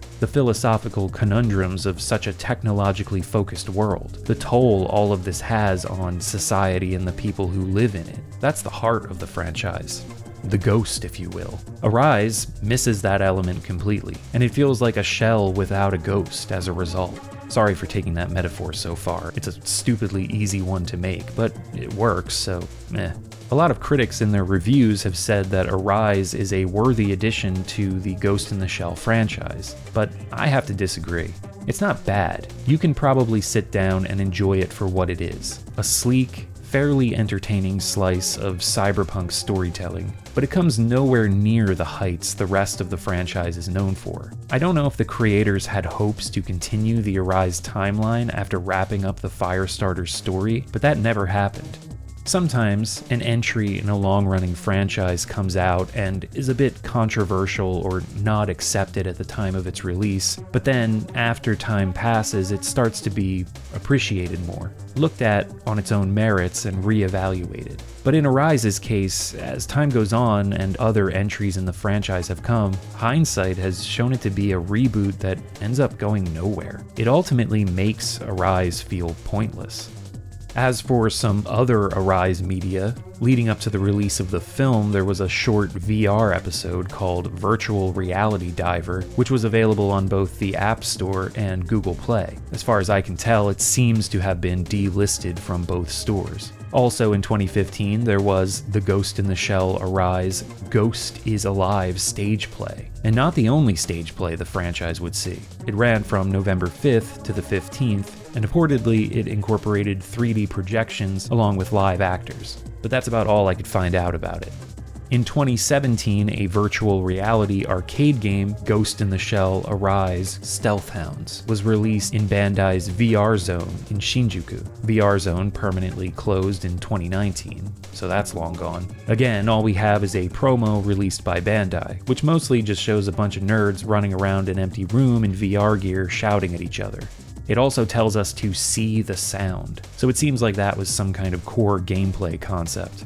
I'm not gonna lie, it looks pretty shit. A couple more things to add to the mass grave of lost Ghost in the Shell media. But yeah, 2017 is it? Well, there was another big Ghost in the Shell release that year. Let's talk about the Ghost in the Shell live-action film.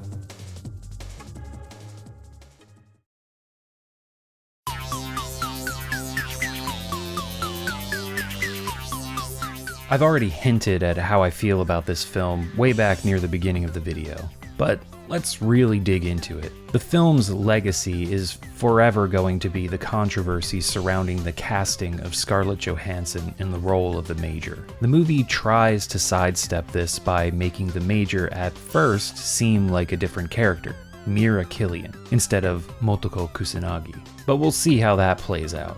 Beyond just the whitewashing accusations, though, the film doesn't really build itself on any of the franchise's foundations. Directed by Rupert Sanders, written by Jamie Moss, William Wheeler, and Aaron Kruger, the four of them must have watched the original Ghost in the Shell and Innocence with the sound off. And maybe even with blindfolds on, because visually this film steals from Blade Runner and The Matrix more than anything in the Ghost in the Shell franchise. And Ghost in the Shell was one of the key inspirations for The Matrix, so it's like the snake that eats its own tail. Holographic advertisements, neon, brightly colored cityscapes, slow motion action scenes. It just doesn't really feel like the Ghost in the Shell world. It pays a lot of lip service to Ghost in the Shell in the form of plot points and even shot-for-shot remakes of certain sequences from the 1995 film. They take from Innocence with Bato's love of dogs and a basset hound named Gabriel,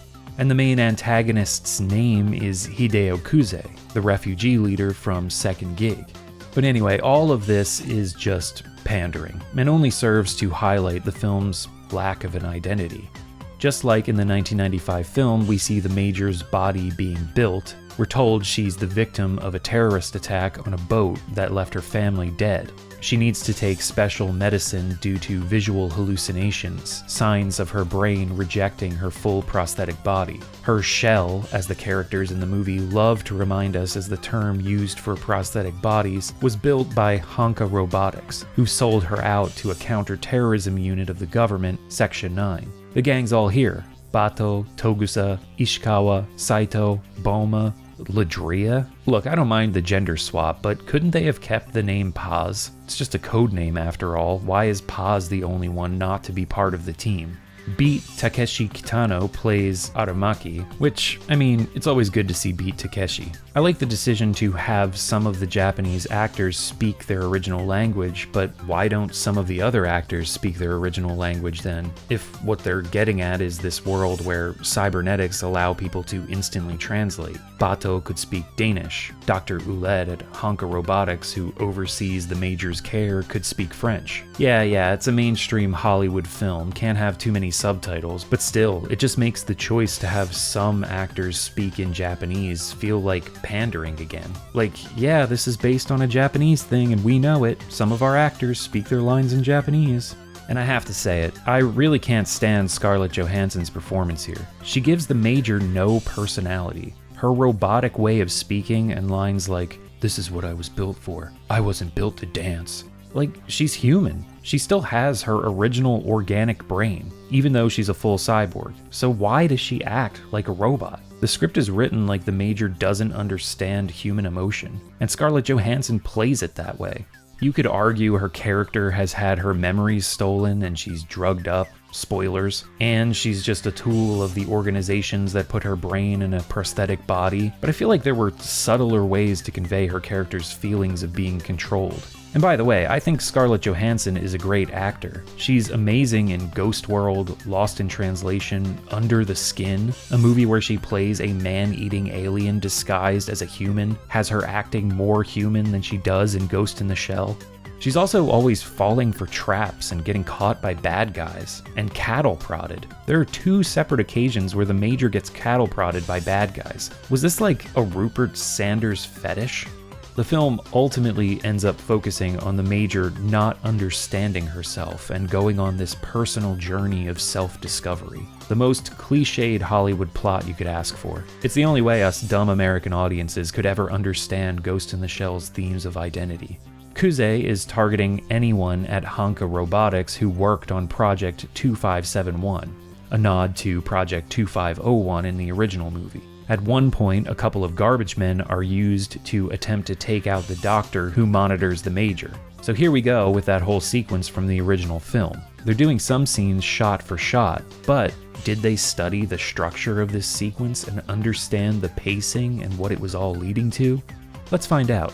We're introduced to the garbage men as they sit in their truck eating bags of spaghetti like Charlie Kelly. Yeah, we're off to a good start. What is your spaghetti policy here? These two are under the control of Kuze and attempt to assassinate Dr. Uled. Section 9 intervenes, and this is the part of the movie that attempts to recreate the most shots from the original film. And they do that, but it just ends up feeling so out of place. Rupert Sanders is not Mamoru Oshii. And nowhere is that more apparent than in the interrogation scene after they arrest one of the garbage men. First of all, what is this Hannibal Lecter-esque glass box they've got him in? Why? Then they shoehorn in the whole daughter subplot, and it's the laziest attempt yet to call back to the original film. All of the setup and payoff that builds throughout that entire sequence of events, from the garbage man's introduction to the revelation that his memories are false, is completely lost. If you're going to cover someone else's work, at least put some effort in so it isn't so clear to see how obviously shit you are. And I can see the arguments now. But this movie is trying to tell its own story and create its own Ghost in the Shell world. Well, if that's the case, why even try to recreate these scenes in the first place? Why not just go off and do your own thing? You're just inviting these comparisons by trying to make certain scenes so similar. But the lowest blow is saved for the end. The Major eventually learns that the visual anomalies she's seeing are not caused by her brain rejecting her prosthetic body, but are residual traces of her memories that Hanka have been attempting to erase. The medication she's been taking is meant to suppress these memories. Turns out Hanka Robotics conducted a purge on refugees living in what's known as the Lawless Sector. Hideo Kuze, a young Japanese man, was captured by the invading corporate military force, as was a young Japanese woman named Motoko Kusanagi. The revelation that Mira Killian is actually Motoko Kusanagi, and the purpose of Hanka's Project 2571 is to implant foreigner brains into their white prosthetic bodies, is such a slap in the face. Who knows if this was the original vision of the film, or if it was a tone-deaf attempt to address the whitewashed casting allegations. But either way, it sucks. It's just so dumb. The Major fights a tank. We see the Major's body breaking apart while attempting to pry the hatch off the enemy tank. Of course, they don't brain dive into each other because Kuze isn't the puppet master, so Hanka just kills him because, The Major survives thanks to the rest of Section 9. Aramaki kills Hanka's 2571 leader because what would a film with Beat Takeshi in it be without him firing a gun at some guy lying on the street? And Motoko goes to visit her mom. And the ending shot is the Major disappearing into optic camo while falling from a building. And that's the live-action Ghost in the Shell movie. All I can say is... Crap, crap, crap! Crap, crap, crap!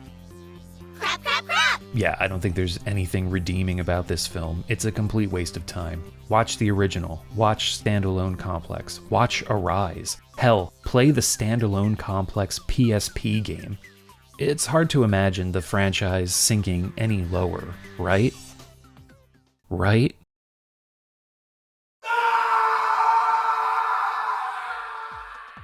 This whole video I've been avoiding saying the abbreviated Standalone Complex title, even though it was used before in the second season of the TV series.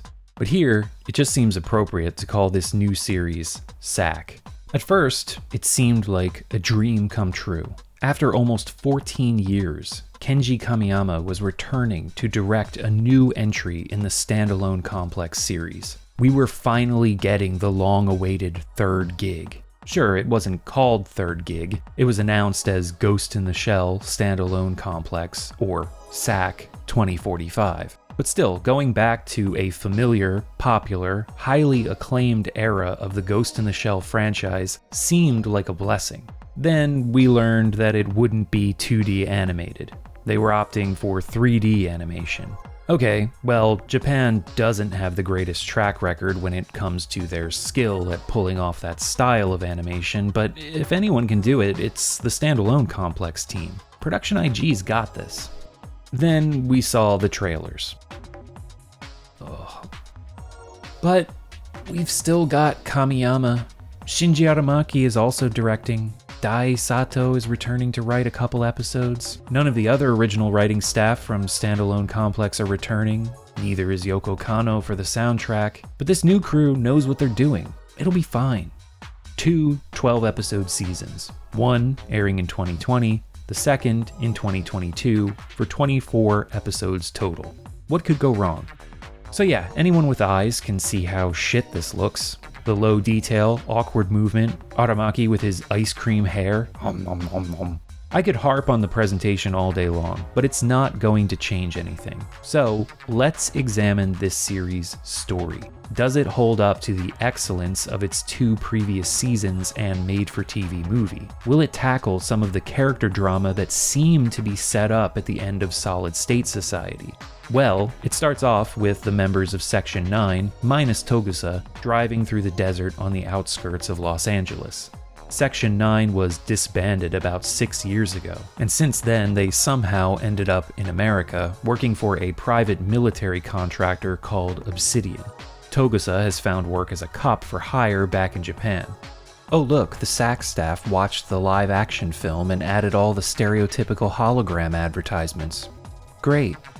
And Aramaki is still kicking around the government. The first few episodes primarily follow the ex-Section 9 members who are now called Ghost. We also learn several background details about the current state of the world. About a year before the events of the series, an event referred to as the Synchronized Global Default occurred, which erased individual and national debts, but also caused hyperinflation, so no one had any debts anymore. Yay. But their current earnings and savings became worthless. Yay. The only people who managed to get through this unscathed were the elite 1%ers of society. To prevent a complete global economic collapse, corporations and governments instigated a sustainable war.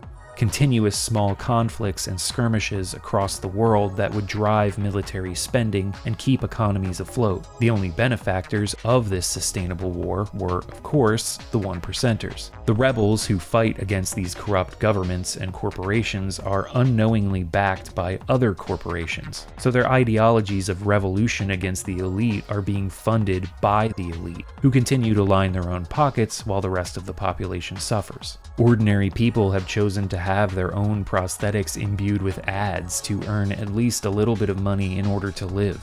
So this seems like a great setup for a larger narrative revolving around these ideas. And when the series focuses on these topics, it's at its best. Wealth disparity is a very topical theme for a series like Standalone Complex to explore.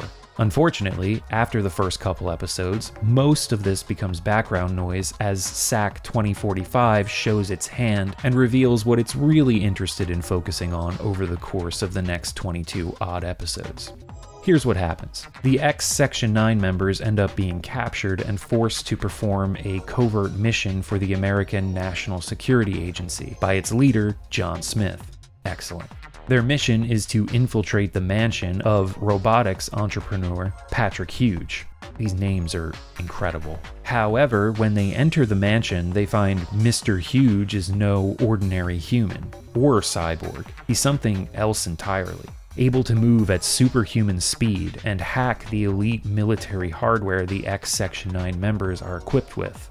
Their mission is to capture Huge alive, but they're forced to kill him. Whether they succeeded or failed their mission is of no consequence to John Smith, whose plan all along was to terminate Section 9 once the mission was complete. However, Aramaki intervenes. He's been tasked by the current Prime Minister to rebuild Section 9.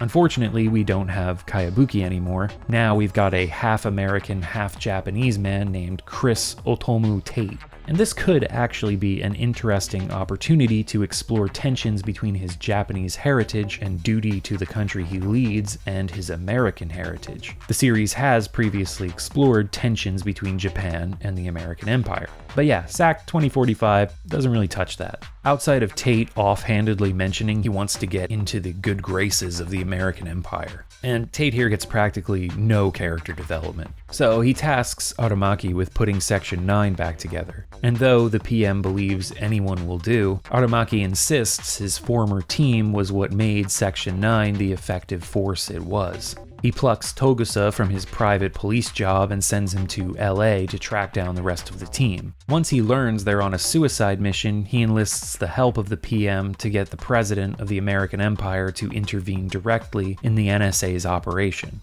Now officially reformed, Section 9 demands to know what the deal with Patrick Huge was. Smith reveals the entrepreneur was a post-human, and according to him, there are 13 other post-humans who have been identified around the world, after another one, known as Gary Hartz, whom the NSA has captured and placed in a secret lab, uses his abilities to hack the facility's security system. The NSA's prerogative turns from capturing post-humans to eliminating them.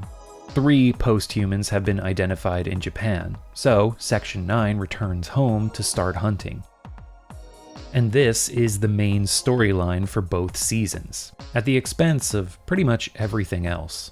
We don't even get any character development for the main cast. There are no episodes that focus on their individual lives, like we got sometimes in the first 2 seasons of the show. In fact, in the first episode, we learn Togusa has gotten divorced, so no more growth for him, examining how he balances his normal family man life with his dangerous job as a member of Section 9. I'm not happy about the divorce detail, but they could have done something with that. His wife and daughter played minor, but at times pivotal roles in earlier parts of Standalone Complex. There could have been some drama to squeeze out of a scenario like that, but that's just too hard to write. Storylines where we tackle the socio-economic issues facing the world we've created are too hard to write too. Instead, let's just focus on these easy-to-understand, personality-less post-human antagonists. The writing and storytelling are such glaring downgrades in quality from what came before. Honestly, the only decent episode is the 7th one, where the team has just returned to Japan. Bato heads to a bank and gets entangled in a robbery in progress. The criminals end up being an inept group of senior citizens. The global default and currency conversion has made their life savings worthless, and thanks to hyperinflation, they can't afford to live. So they've resorted to robbing the bank, whose manager has duped them into investing in a phony cryptocurrency scheme. It's an interesting scenario and actually has a human element to it, looking at how this whole global economic crisis has affected normal people. I wish there was more of this. I can't praise this episode too highly though, because it also introduces the absolute worst thing about SAC 2045. Probably the worst thing in the entire Ghost in the Shell franchise. The new Tachikoma maintenance supervisor, Purin Ezaki.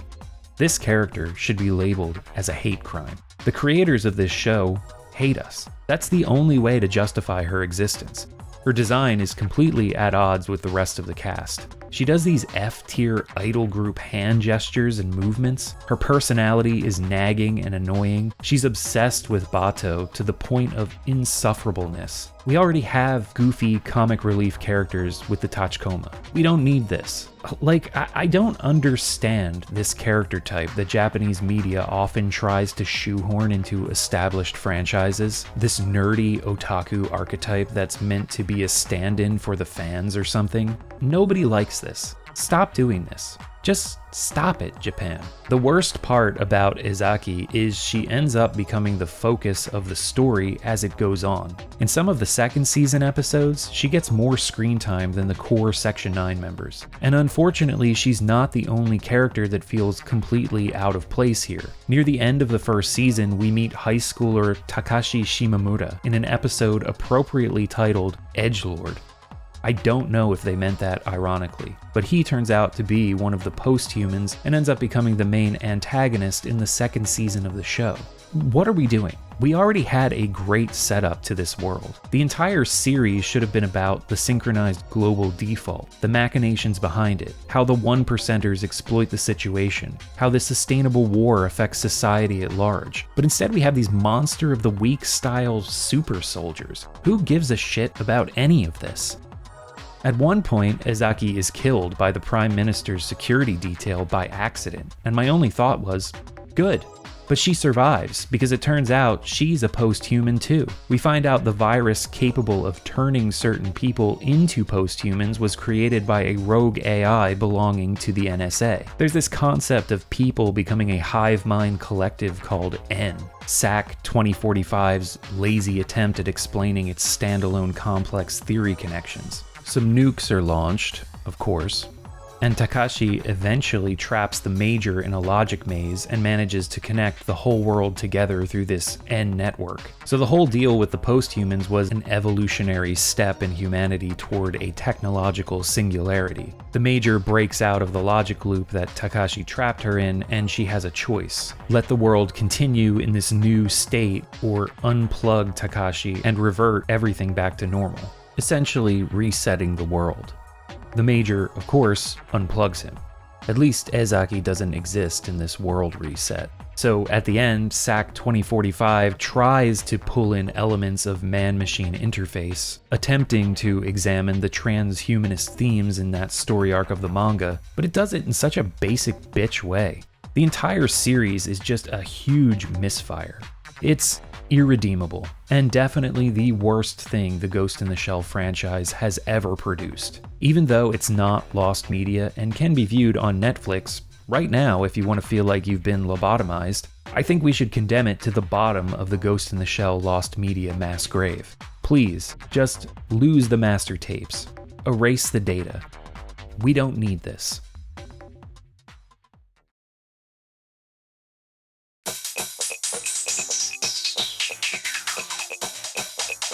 (2023) VR No, The Ghost in the Shell, another stage play of sorts, ran at the Tokyo Tatemono Brillia Hall in Higashi Ikebukuro. Just like the previous stage play, there's not much footage available, but there is a promo video with some nerds making up acronyms. In 2019, a collection of stories by Western artists and writers, titled The Ghost in the Shell Global Neural Network, was released. It includes 4 original new stories, and I haven't read this one yet, but the reviews I've read are pretty good. I definitely want to pick this up at some point. Also in 2019, a new manga series began. Ghost in the Shell, The Human Algorithm takes place after Human Error Processor, and before Man-Machine Interface, putting together more standalone storylines. Writer Junichi Fujisaku returns for this one, with art by Yuki Yoshimoto. The 8th and final volume released in Japan in 2024, and in English earlier this year. And with that, I have covered everything I can in the Ghost in the Shell franchise. It's taken a bit of a downward turn over the last 20 years. Oh my god, has it really been that long since Solid State Society? But a lot of Ghost in the Shell media is excellent. Some of the best art, animation, and storytelling that these media have to offer. A deeply complex, philosophical, and humanistic look at the ever-expanding, technologically driven world we live in. The franchise just seems to have lost its way in many high-profile adaptations that were produced throughout the 2010s and earlier in this decade. That's why I'm really excited for the new series. Finally, we're going to see the original manga stories told in an art and animation style fitting Masamune Shirow's original designs. Some people may bemoan the loss of the more serious look and tone of most of the franchise's best-loved works, but as for me, I feel like they've already done that, and those classic entries are always going to be there.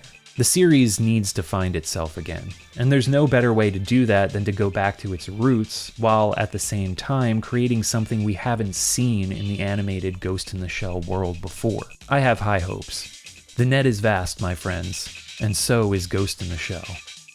Thanks for watching.